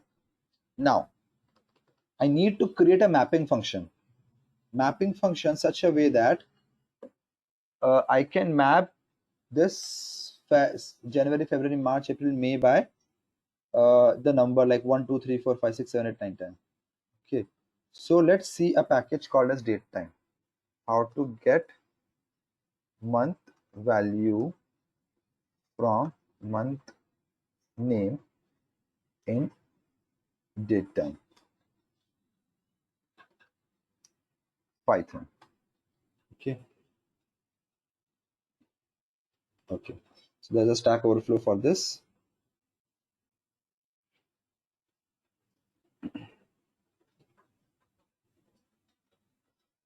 I need to get this month integer. Okay, so first thing what I'll do is split this out, this one, get my data frame out. Okay, I need to map this to some month integer. So we'll first import datetime as dt. Datetime is a very important package. It because major or many of the data set you play with will be a datetime package or a time space based data. Sorry. So I can get the current date, current time with it, datetime.now. Okay. Now I need to create something which can map this to the numeric values. So I'll create a month integer. Let's say I'll create month name. If month name equal to Jan, then return 1. If month name equal to Feb, return 2. If month name equal to March, return 3. If month name equal to April or APR, return 4. If month name equal to May, return 5. If month name equal to June, return 6. If month name equal to July, return 7. If month name equal to August, return 8. If month name equal to September, return 9. Return 9. Okay. If month name equal to October, return 10. If month name equal to November, return 11. If month name equal to December, return 12. Now I have this function, right? I'll pass month integer, I'll pass say Jan, but it will not return me anything because this Jan, we have everything in small, and we can see here we have everything in capital letter. So either I can do this thing, or what I can do is I can just make this month name equal to month name dot lower. Okay, now if I run this, I can get the month integer. Now what if I have date something like January? What should I have done? I will not get anything. So what I can do is I want starting month name. I want starting three characters. Now it will return me now whatever day, whatever type of January, February, March I'll get a integer for this. Okay, so I get this. Now if I look my date underscore df, this is this. Now what I'll do is 1 dot apply. Now what I'll do is I'll directly apply this function over here. So I have a lambda option, or I can do this like month integer. So this is equivalent to applying the lambda function. Okay, so if I do this, it will automatically apply that thing. Date underscore df 1 equal to. Okay, now date underscore df is changed. I got this, right? If I look at d types, object init. Now I need to convert these two into integers. Okay, so what I'll do is date underscore df 0 pd dot to underscore numeric. This is a function that will directly convert date df 1 or 0, sorry, 0. Okay, and there is some error over here, it cannot pass this. Then errors equal to covers. Let's see if this works or not. Df, it's giving everything, and means this method is not possible to for us to convert a date time or a number to numeric. Okay, so then what does this means? We need to write a custom function. So again we'll run this. Okay, we will run this. Oh fuck, I have done this. So sorry for that. This, I'll run this. Okay, I'll run this, I'll run this, I'll run this, I'll run this, and I'll run this. Okay, so this method is not working. Like this method is not working. Hence you require a custom function. So now if you see this, you get there is some what we can say, apostrophe in front of this. So what you can do is 0 date underscore df 0 dot apply lambda x float. Okay, I'll take x from 1 to so what's there? The first character is as apostrophe, and rest is the date that I want, the date day I want. So I can use this. So it is giving me a type error, float object is not subscribable. Okay, why? Because let's say date df dot d types, it's an object. Okay, so float, we cannot subscribe a float object. Okay, so what we can see, init x, let's try this. Let's first try instead of assigning to the data column, let's try this. It is giving me an error. Okay, this is the problem. Now run to this, it is giving me float object is not subscribable, means somewhere we are getting a data or a number.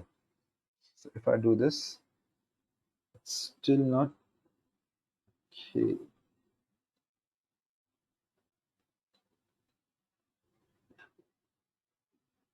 Let's see the unique in this.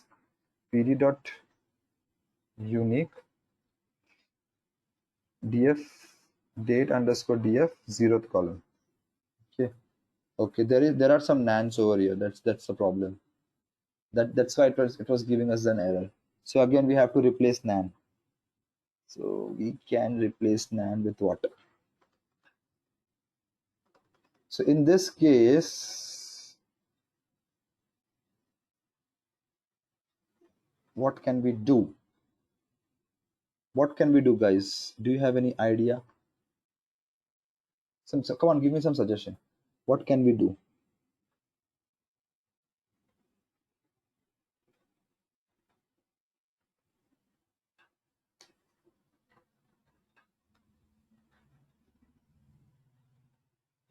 We will create a function in this way. Date underscore df 0 dot apply lambda. Okay, and float strx onto this. Okay, so instead of float I'll put int. number. If x not equal to np dot nan.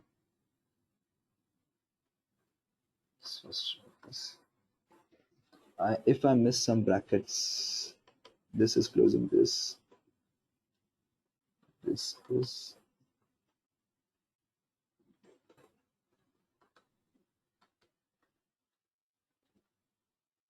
there is some syntax issue. Okay.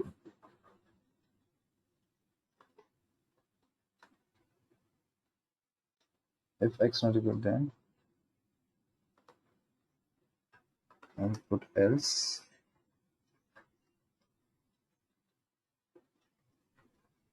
Zero. There is again a syntax issue, so we are not able to do this in this way.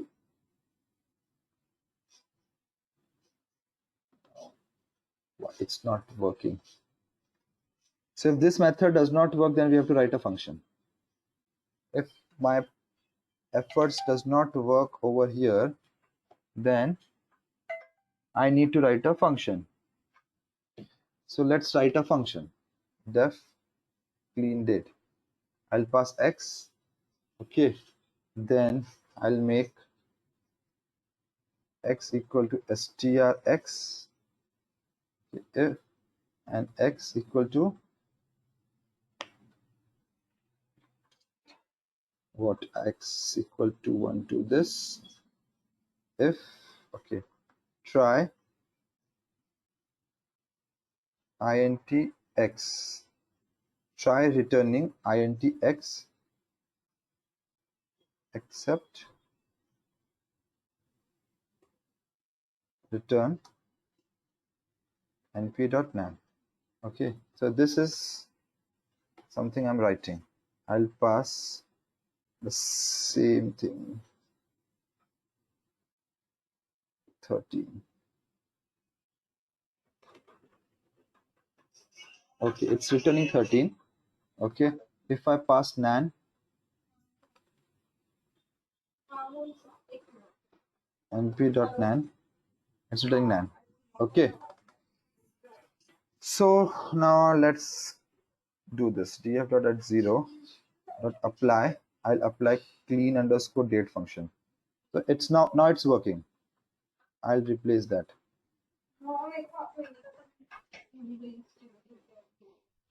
Okay, now I'm done. Okay, and I have to replace this 0 with the mean. Fill na by np.mean date underscore df 0 and in place equal true. Right, I have done that. pd dot, now I have to check the last column. pd dot leg data underscore df 2. There is one nan, and I think for this we can easily convert this. pd dot 2 underscore numeric data underscore df what was that 2 0 and 2. So it's now converting it. Okay, and we will replace this date underscore df.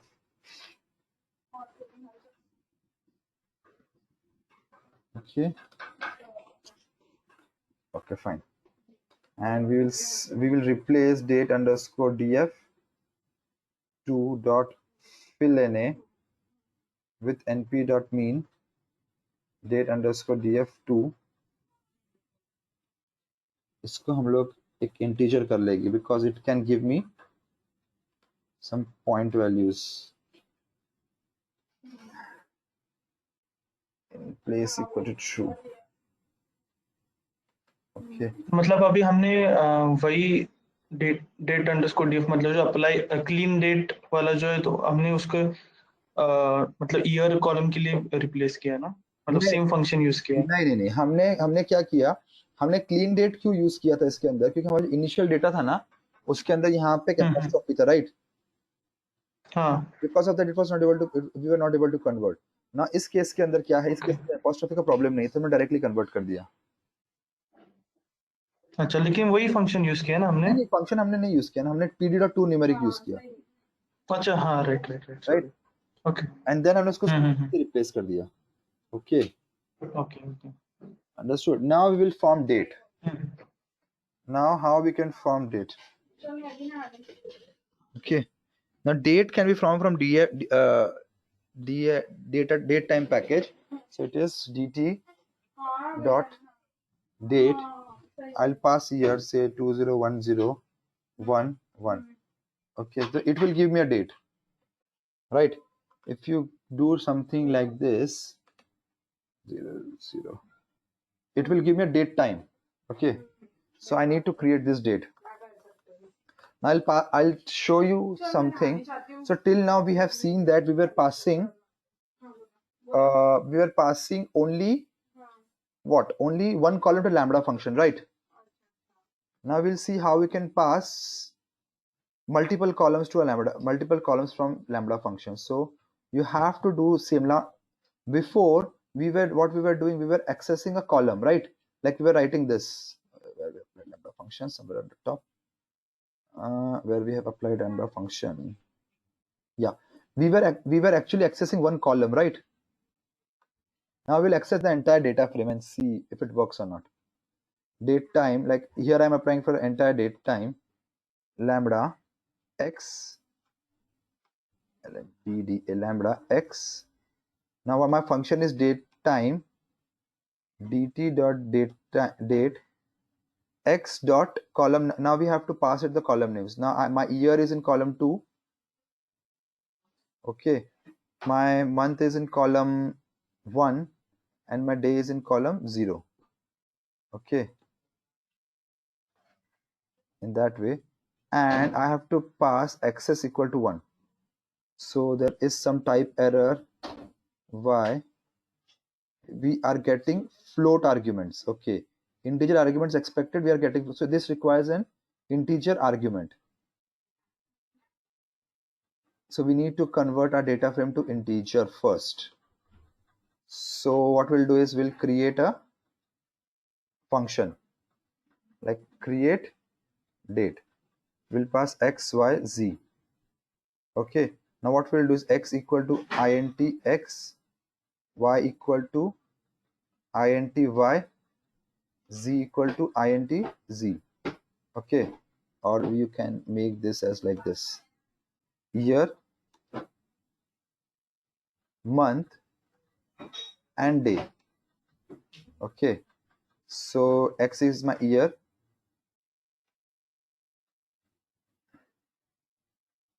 month, and day, right? Now I'll dt dot date x, y, z return. We'll be returning this thing from the function. And if I say create date 2010 dot 0, 3.0 and 2.0, okay, it is returning me date. So this is working. So now instead of applying this, I'll say apply create date function, and now it's working. Okay, now you can see it's giving me dates, right? So I'll assign it to a column in date df, or I'll assign directly it to my df, date of birth. Okay, now I have changed my data type in df.dtypes. Now if you see where I have applied date time columns, date of birth, okay, it's not taking it as date. Let's see what's the problem. Okay, let's say df.head. Now my date of birth, last active date, annual salary we have here.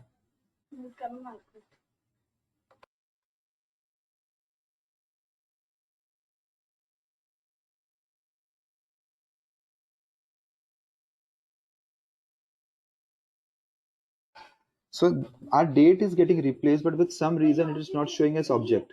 So we need to find out what's the reason. It should show me date time ns. Okay. So instead of doing this, I'll apply it to date underscore df. Okay, and let's see what's the problem.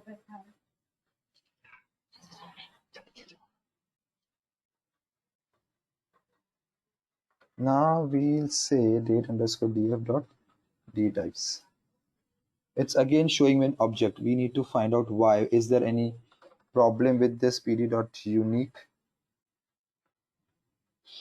and what df date underscore df date of birth.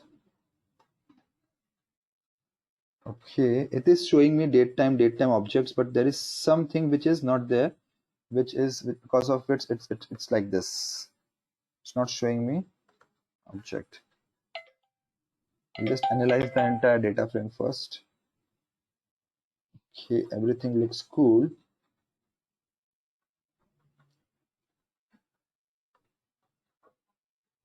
Everything seems good.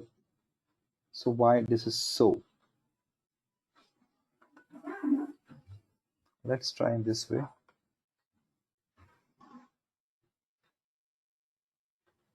Okay. Date underscore df dot d types. Now it is showing the date time ns, right? So I have to pass it date time dot ns. Got the point? Why it was showing like this?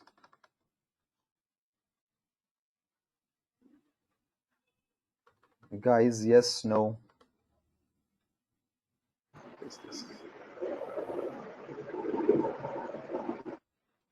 Yes, guys, yes, no. Yes, sir. Okay, you can see this. This is date time now over here. Okay, right. So we have seen how we can handle date time objects. Okay, now what's there into our list is data summarization. Okay. Okay, so now we'll see data summary. Now what we'll do is we'll summarize it. Now we have this is in float and this is in date time. Okay, and we have some work experience email.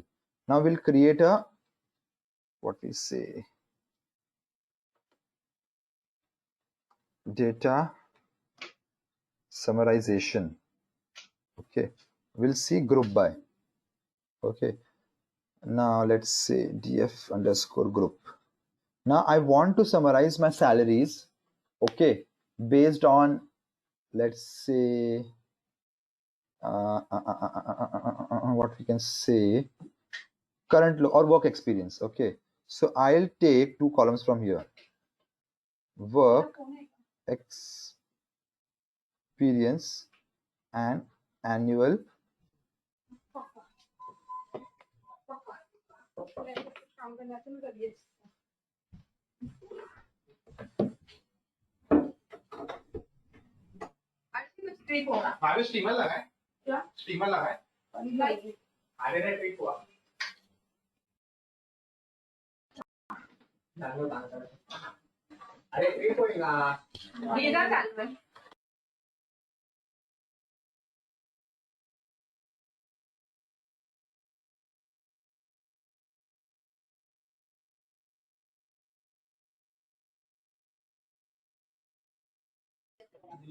Okay, so sorry, there was a power surge at my area.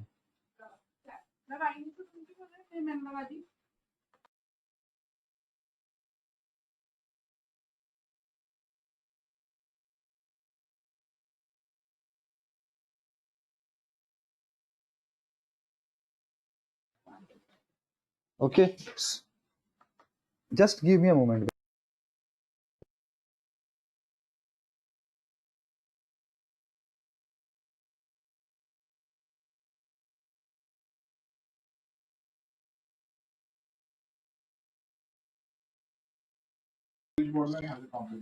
Sorry guys, there was something happening in and with power. Okay. So I'll take annual salary over here. Okay. And I'll just give him group by. And group by with what? I want to see with work experience how is my salary. Okay. So I'll group by based on work experience. There is a key error, salary clean. Okay, there's a space.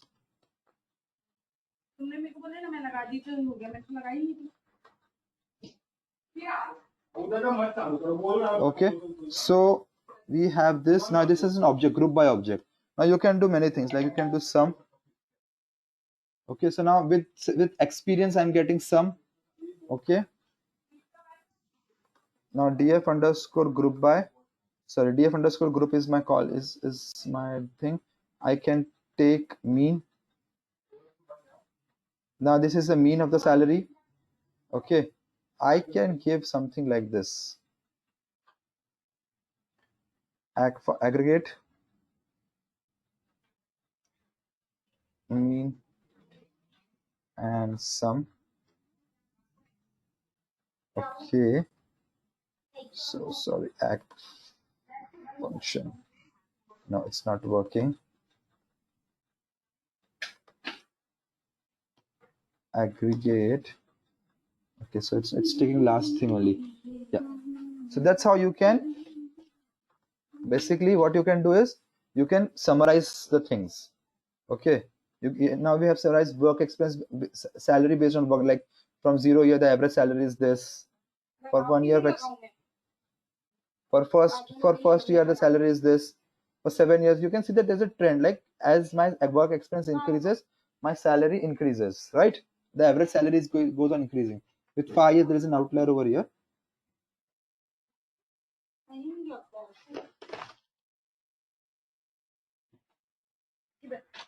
Sir?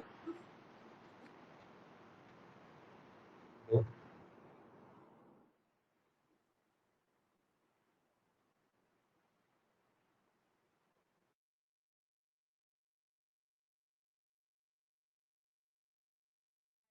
Hello, am I audible?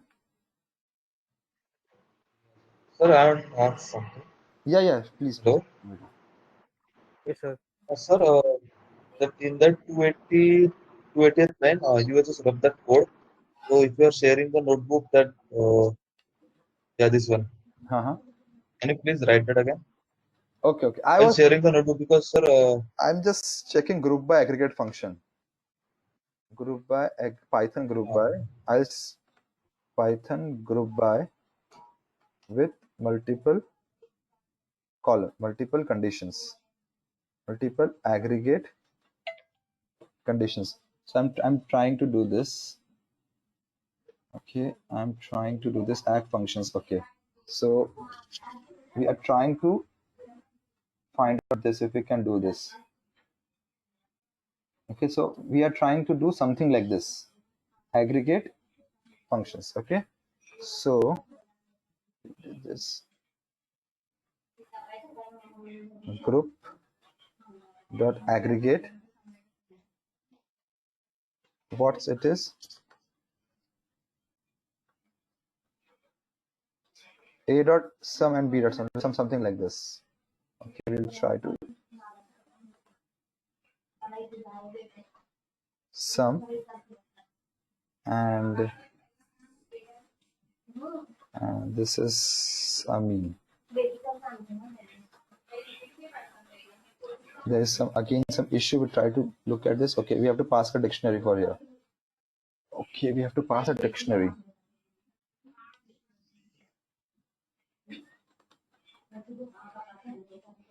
Then again there is some problem. B and C dot exist. Okay, so we have to say annual salary underscore clean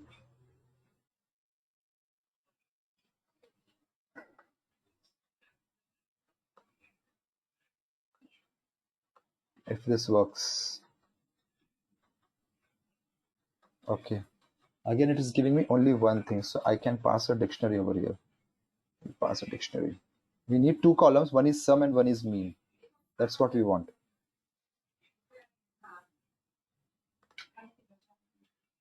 Okay, now we got it.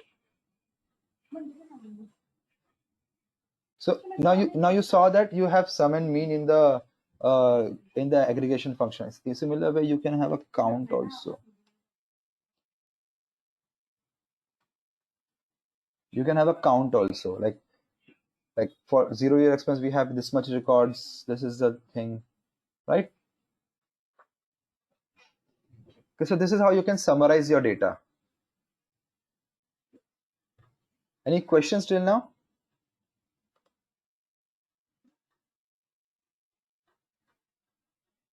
Any questions, guys? No, sir. Okay. So we have done everything.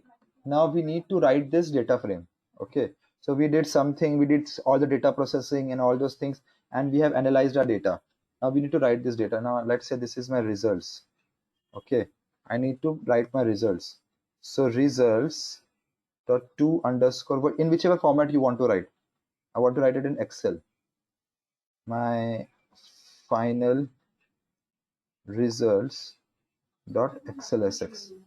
If I write this, I have my results written over here, and you can see this is my results, right? Okay. So since I'm doing some sort of analysis, and I finally came up with these sorts of results, and I want to share it with someone, so I can write in this fashion.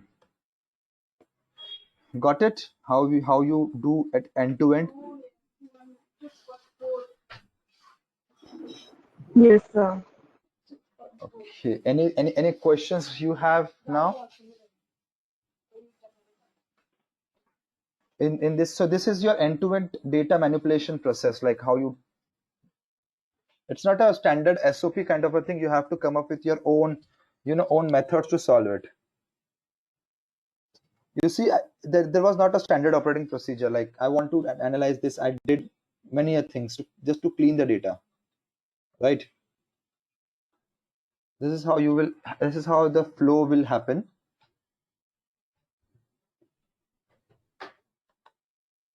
Okay. So now there is this part remaining.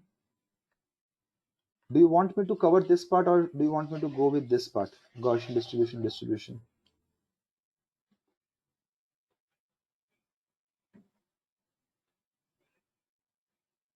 My take will be cover this thing first. What's your call, guys? You say.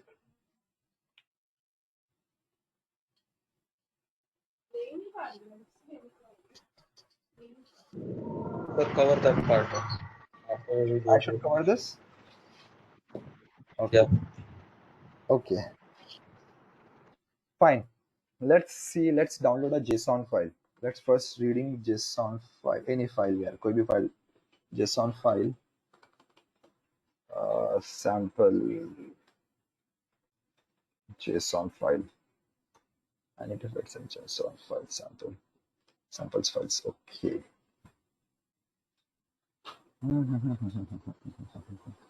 Yeah, this is a file. I'll just say example to download the JSON. I'll download this JSON. I'll download this D plus PGO10 EDA. Okay, I'll download this JSON. Now we will see reading data from other sources. Okay, so first reading a JSON file. JSON file DF underscore JSON. Okay. So we'll try to read this using pandas. pd.read underscore JSON. Pretty simple. What is my file name? Example2. Okay, so I'll just copy its file name. Example2. Example underscore 2.json. df.json. Now this is how it has read the file, but I don't think so it's correct. Let's say df underscore JSON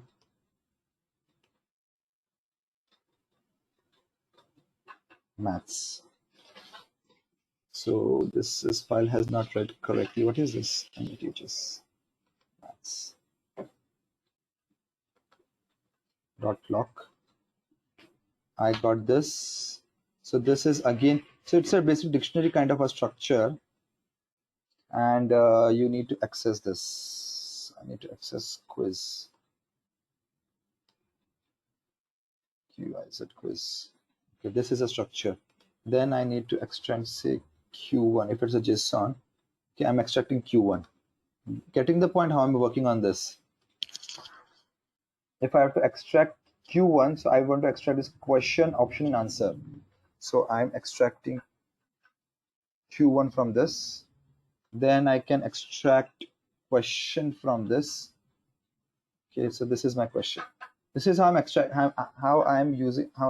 JSON, reading JSON and working on this. This can be work on sports also. Sports. I can extract the question. Got it? How you work with JSON?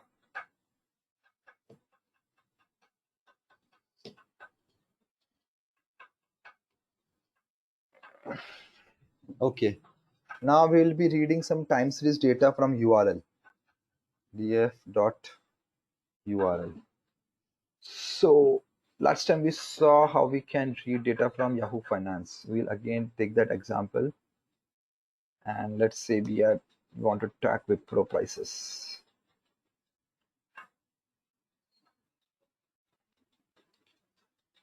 This, I'll just try to read it.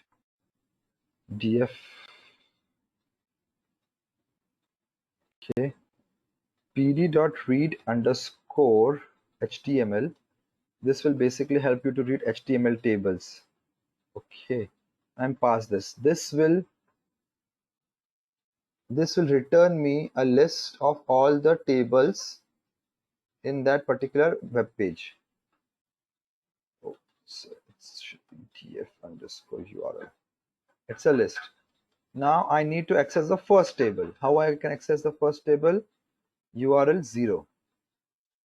This is how I'm accessing the first table, right? Okay, so I'll just make df underscore URL equal to this. Okay, now df underscore URL dot dtypes is our object. I'll convert, say, hi into numeric. Df underscore URL hi dot apply. int with this works. No, this will not work. This will not work.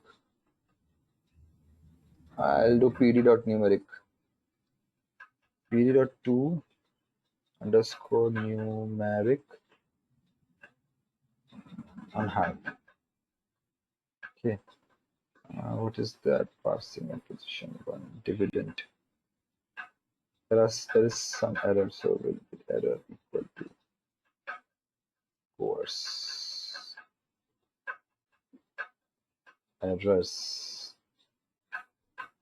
So df underscore URL dot dtypes. Now it's a float. Okay. Now say I want to create some lag variable. So in time series, what happens?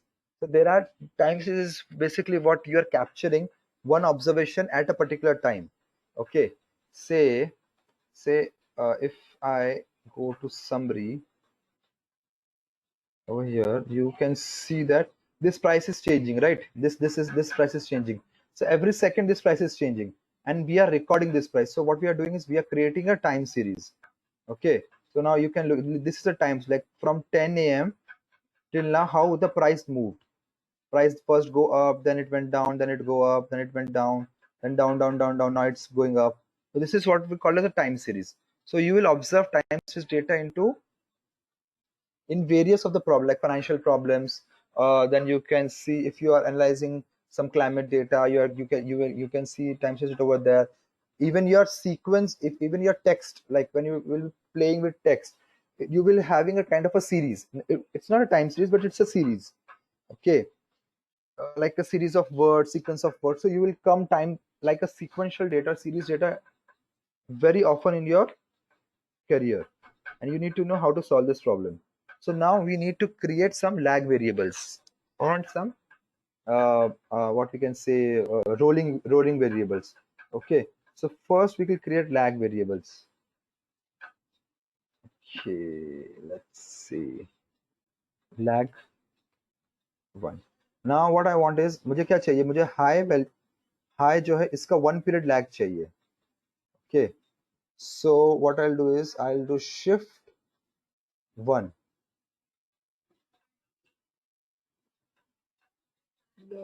Oh sorry, df underscore url.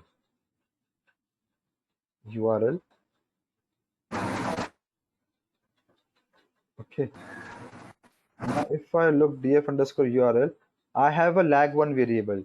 Okay, you can see this 445 is now one shifted 1 period, right?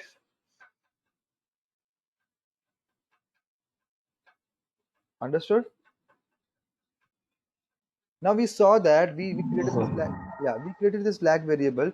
We saw that now my date is in reverse order, right? Like my current date is this, so this is not a lag variable, this is a like a future coming over here. So we need to reverse this. So what we can do is we can do -1. So now if I'm look this, now this previous high is coming to current today's high, right? So now we are creating a lag variable in an opposite direction. Okay, so you can create a 2 period lag.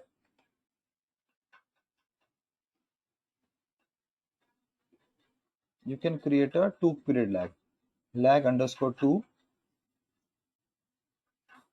df. I'll copy the same thing. I'll create a 2 period lag. Now what it is, now you can see that this is your reference price, right? This is your current price, and you have to take previous 2 days. Now these are the previous 2 days. Now previous 1 day, lag 1 is over here, lag 2 is over here. Okay, lag 2. So understood the lag function?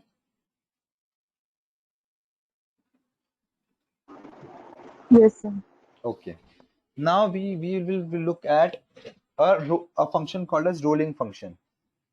Rolling is basically it will create a window, and what happens is it window will flow from this from a downward direction. Okay, so df dot say lag1 dot rolling. I'll take a help. Okay, first I'll show you the rolling function. I want to have a 3 period rolling function, and I want to take the mean of those 3 periods. Okay, so this is how it's working. So there's some data, missing data over there. Let's avoid that. Okay, URL mean lag 1.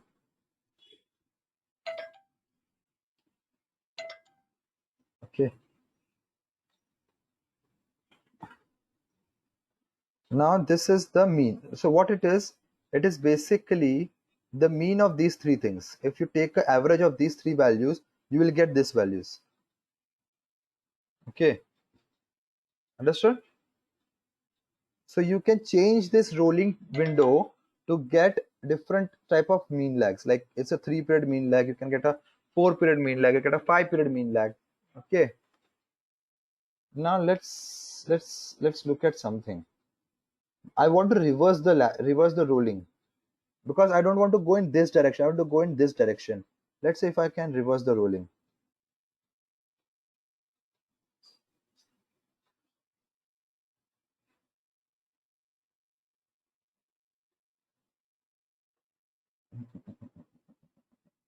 Window, okay, minimum period, center, on data frame, access closed, fixed. Okay, so there is, I cannot find any way in which I can reverse the rolling. So what I have to do is I have to sort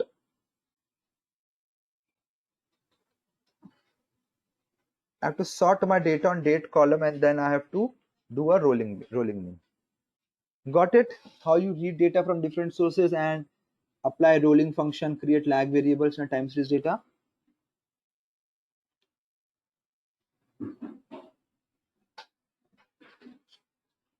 Guys, did you get it? Yes, sir. Yes, sir. Any questions? Anything you didn't understand? Tell me now. We'll discuss that. In last 30 minutes, we'll discuss the distributions.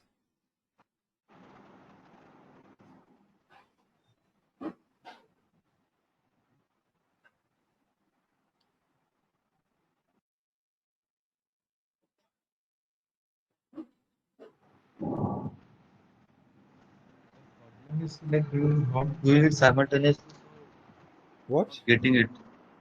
जब practice करेंगे सब पता चलेगा साहब. Okay. Oh, practice हो नहीं पा रहा है, मतलब साइमल्टेनियस नहीं हो पा रहा है ना. right. Understood. We need to practice. Okay.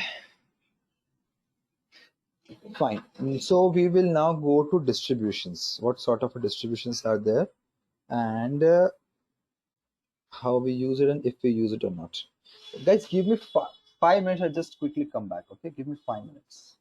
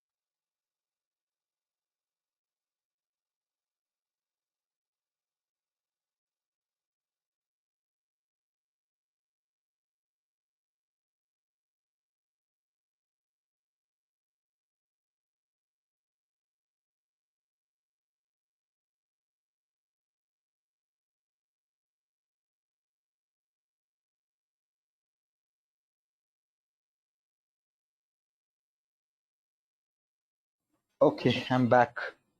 Sorry, थोड़ा सा प्यास लगा था पानी का. Fine. So we will see now what is data distributions. Okay, we'll open our stats book. Let's see if we can find something over there.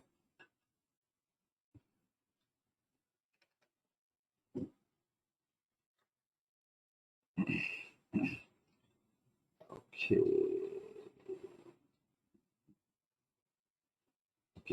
Now what is a distribution? First of all, I think we need to understand that. What is a distribution? Now, distribution is basically how your data is distributed about different values. Okay. Now let's see this graph. Okay. Let's see this graph. Now over here, what I did, I conducted a survey. Okay, I conducted a survey and I tried to gather as many information as possible for the height of people in the world, in the surrounding. Okay, and then I plotted them like 62 for 62 this many people were there. It's a continuous distribution. 66 this many people were there, and I found out that for my area the average height in inches is somewhere around 68, and the distribution is like this. Okay, some going up and then going down, means hear me now? Hello? Yes, sir. Okay. Okay. So now, based on this, there are different type of distributions that are there. So the famous among them are what we call as Gaussian distribution, which is called as normal distribution. Then you have uniform distribution, binomial distribution. You have something called as Poisson process or decay process. So we'll look at these distribution one by one and see what does this means. So we'll first search for Gaussian distribution. Okay, so normal distribution. So this is Gaussian distribution. If we go over here, right? Okay. Now first we'll understand what is the formula of a Gaussian distribution. Okay, yes, this slide is helpful for us. Okay, so now this is the formula for Gaussian distribution. What does this distribution says is how my data okay, so majority of my data is distributed along my mean, along the average of my actual data. Okay, now if you look at this over here, if you look at this curve, now what does this shows? There are some points in this and there's some points over here, but my majority of my data is situated along my mean, like 2 sigma. So similarly there it is. Similarly, you have this curve, right? This is a very important curve, which shows the distribution of data. Yes, any questions? Okay, so now if you look at this image, let's say open image in a new tab. That is the tab. This because of this. Okay, so now mu is my mu, like mu is the average of data. What does this says? 33, like it's what, 68.66% of your data lies within 1 sigma range on either side of your mean. Okay, then next it's 2 sigma, like this much of your data, like somewhere around 95% of your data lies within what we can say 3 sigma difference from 2 sigma difference from your mean.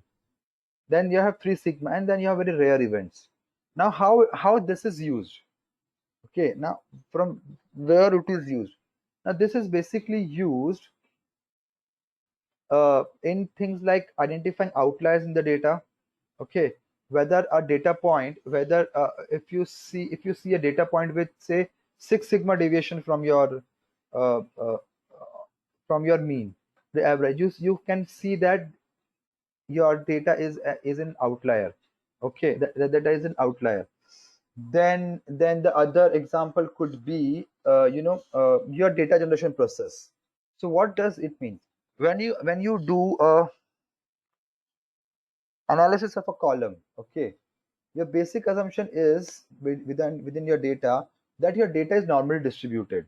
Okay, means your data is your observations are coming from a normal distribution, and they have a mean, they have a standard mean, and there's some standard deviation, and based on that you are solving your machine learning problems. That's what it is.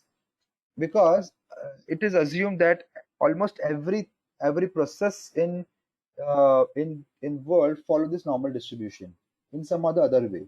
That's what it is, right? Understood normal distribution? Okay, then let's say what is Poisson distribution.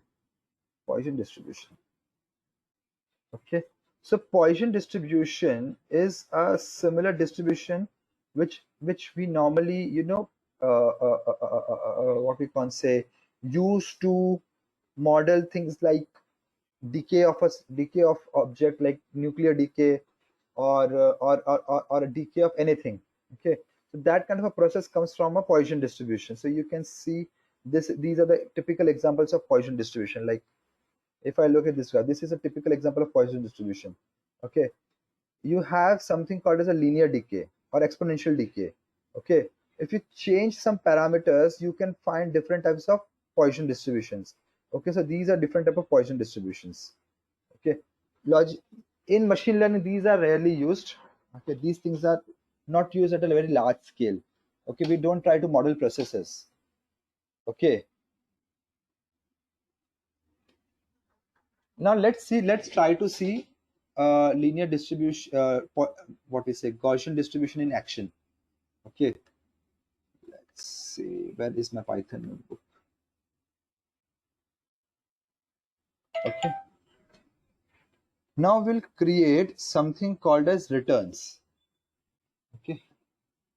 Okay, returns is basically your previous price minus current price. That is called as returns. Okay, so let's see if we can do this. There are some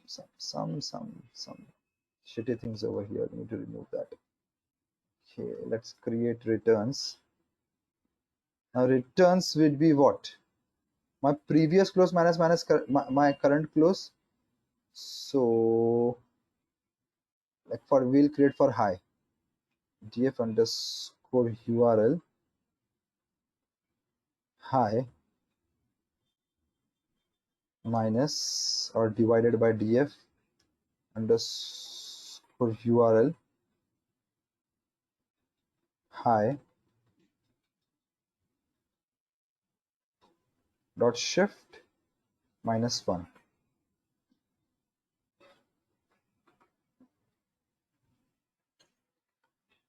And these are my returns, df underscore url dot head. So these are my returns. I'll take returns. I'll try to plot histogram of returns. Matplotlib.pyplot as plt plt.hist df underscore url returns.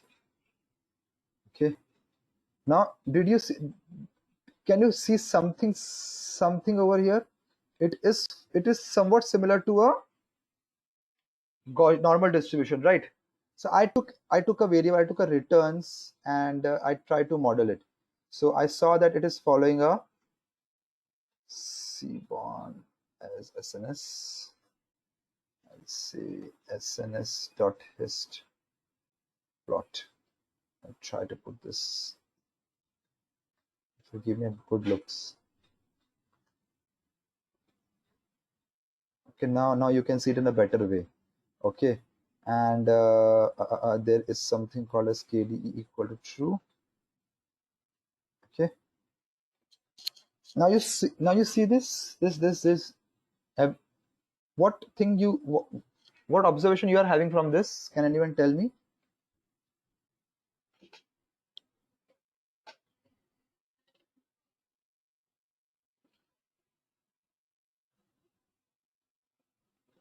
Guys, come on, tell me some observation from this graph.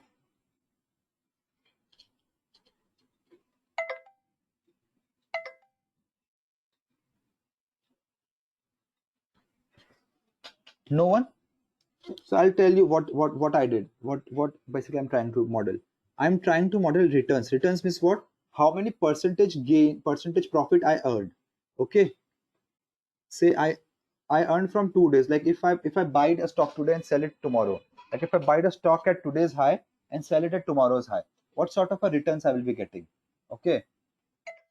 And then I try to plot it. So what I see is majority of my returns is around 0, right? Like 0% returns. Okay, and then you have and then you have some profit happening, some losses happening on this side, some losses happening on this side. you have some extreme profits like 6% profit, 4% profit in Wipro. Okay, but it is very rare. It is very rare to occur. What is about to occur every day? Your 0%. 0% profit or some profit. No profit. No profit. So that's what market is all about. Market is all about you are making no profit. Okay. Now, understood Yes, sir. understood this normal distribution, how it works? Yes, sir.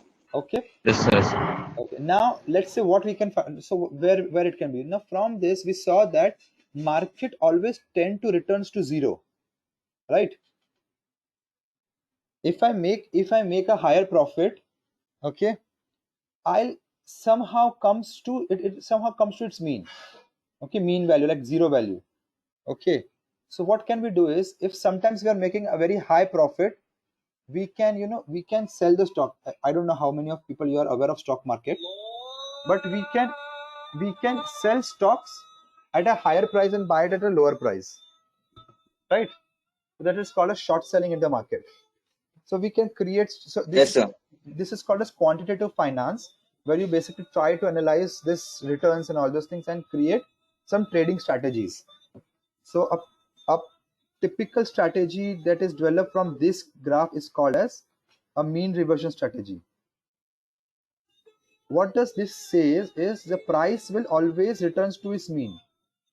Okay, that is called as mean reversion strategy. If you see mean reversion strategy suggests a phenomenon such as asset and volatility of returns to long-term average level. That's what what we can say a mean reversion is. Let's see what a mean reversion is in action. Okay, in dot trading view. I'll show you how this things works. Okay, let's say I take Nifty 50. Okay, this is everybody are aware of Nifty 50, Yes, sir. right? So Yes, sir. let's say what strategy I can develop with this Gaussian distribution, like, or I can take Wipro only. We are taking example of Wipro now. We'll take example of Wipro only. We'll see if that particular strategy works or not.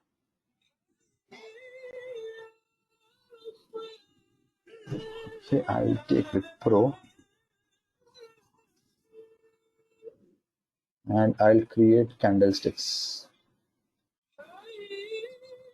Okay, chart type is my candles. Okay, so this is the Wipro daily chart. Whatever data we were seeing, it's up to here.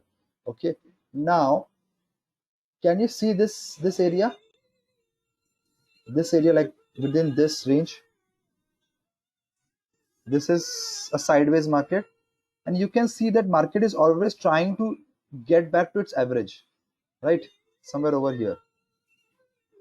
Okay, like it went down, it went up, so it went down. Well, what it means, it is making its returns average around to zero, like no sum game.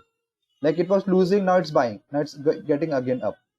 Okay, so the returns, it's getting almost equal to zero. Okay, there is one thing which can show us this, which is called as Bollinger Band, which I can show you. Bollinger Bands. Okay, now these are Bollinger Bands. Now what does the strategy says? Your price will always return to your long-term mean, right? Now this the middle band you are seeing, this is a what we can say an average. So if I see setting, okay, inputs, my length is 20, means I'm taking a 20 periods rolling average.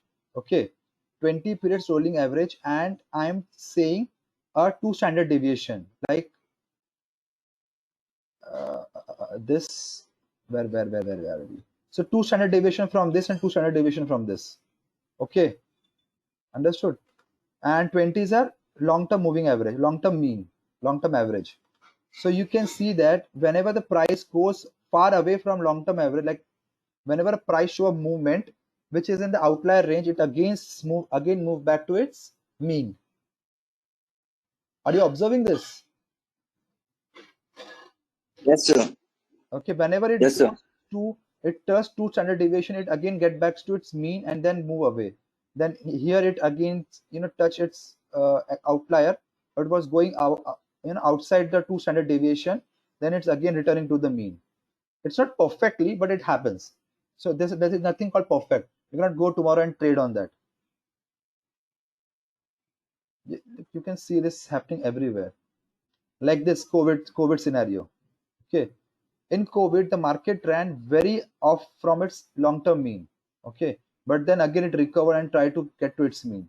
Then again it was going somewhere around the mean only. So the returns were distributed around zero, right?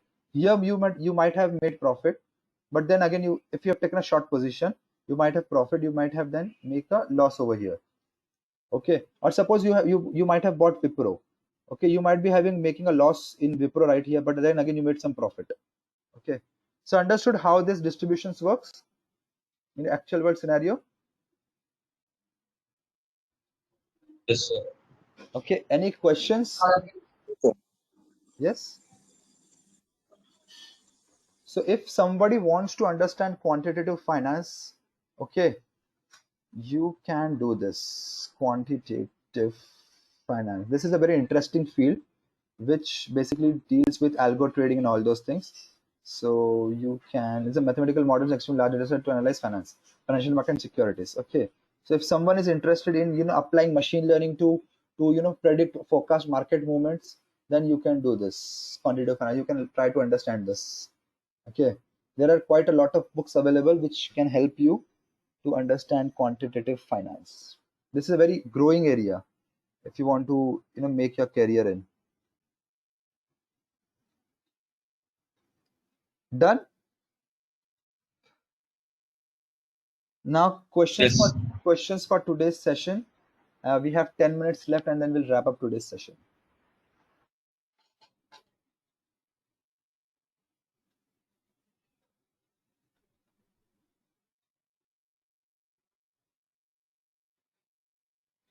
And for you all people, I'll place this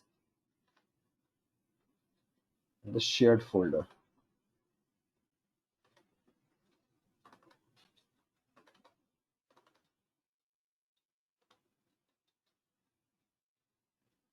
Or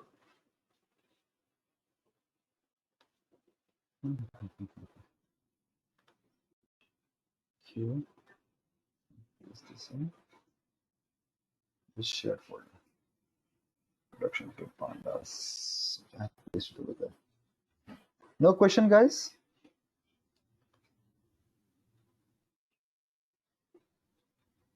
Guys, come on. At least say yes, no.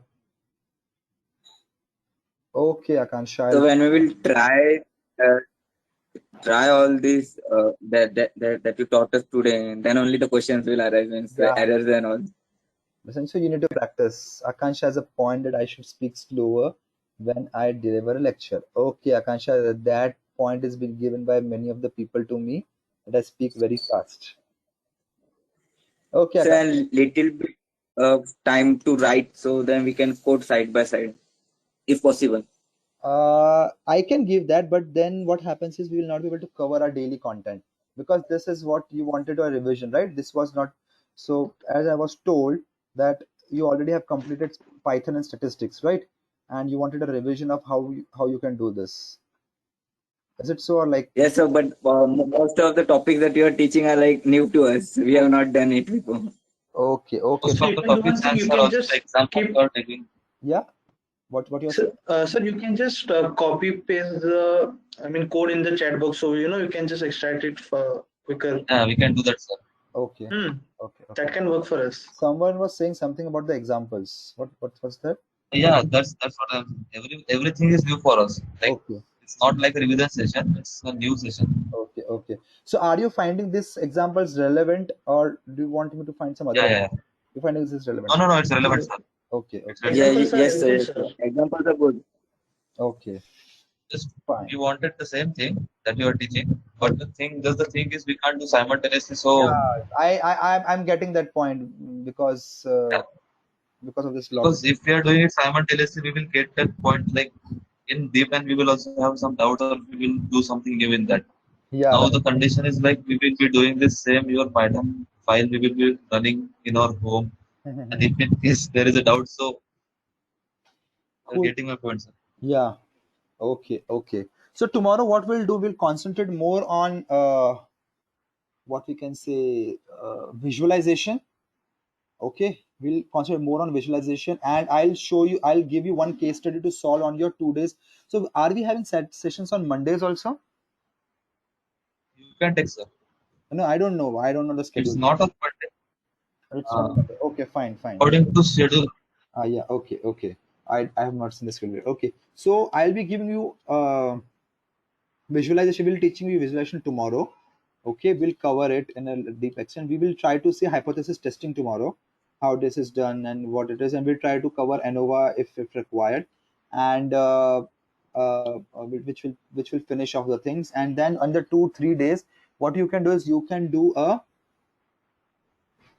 case study. The case study will be basically, I'll show you what I did in the case study. So it is a case study for a loan default. Okay, it's a loan default case. It's a case study from my master's. Okay, I'll show you that case study in a bit so you can have an idea. Loan default. Okay, I'll just copy this. Okay, open it from here. Okay, is this? So, okay. So this is a loan default case study which you will be solving on your own in 3 days. Okay. So the idea in this case study is to find what kind of a trade people are having who are different. So you will handle missing values the way we saw. You will be doing some data cleaning. Okay. And there are some visualization in place where which you have to come up with some insights. Okay. So you will be doing this as your first case study. Okay.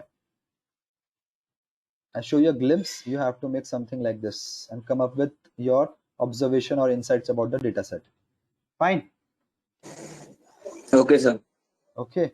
So if you Yes, sir. don't, if you people don't have any question, then we will call off the day.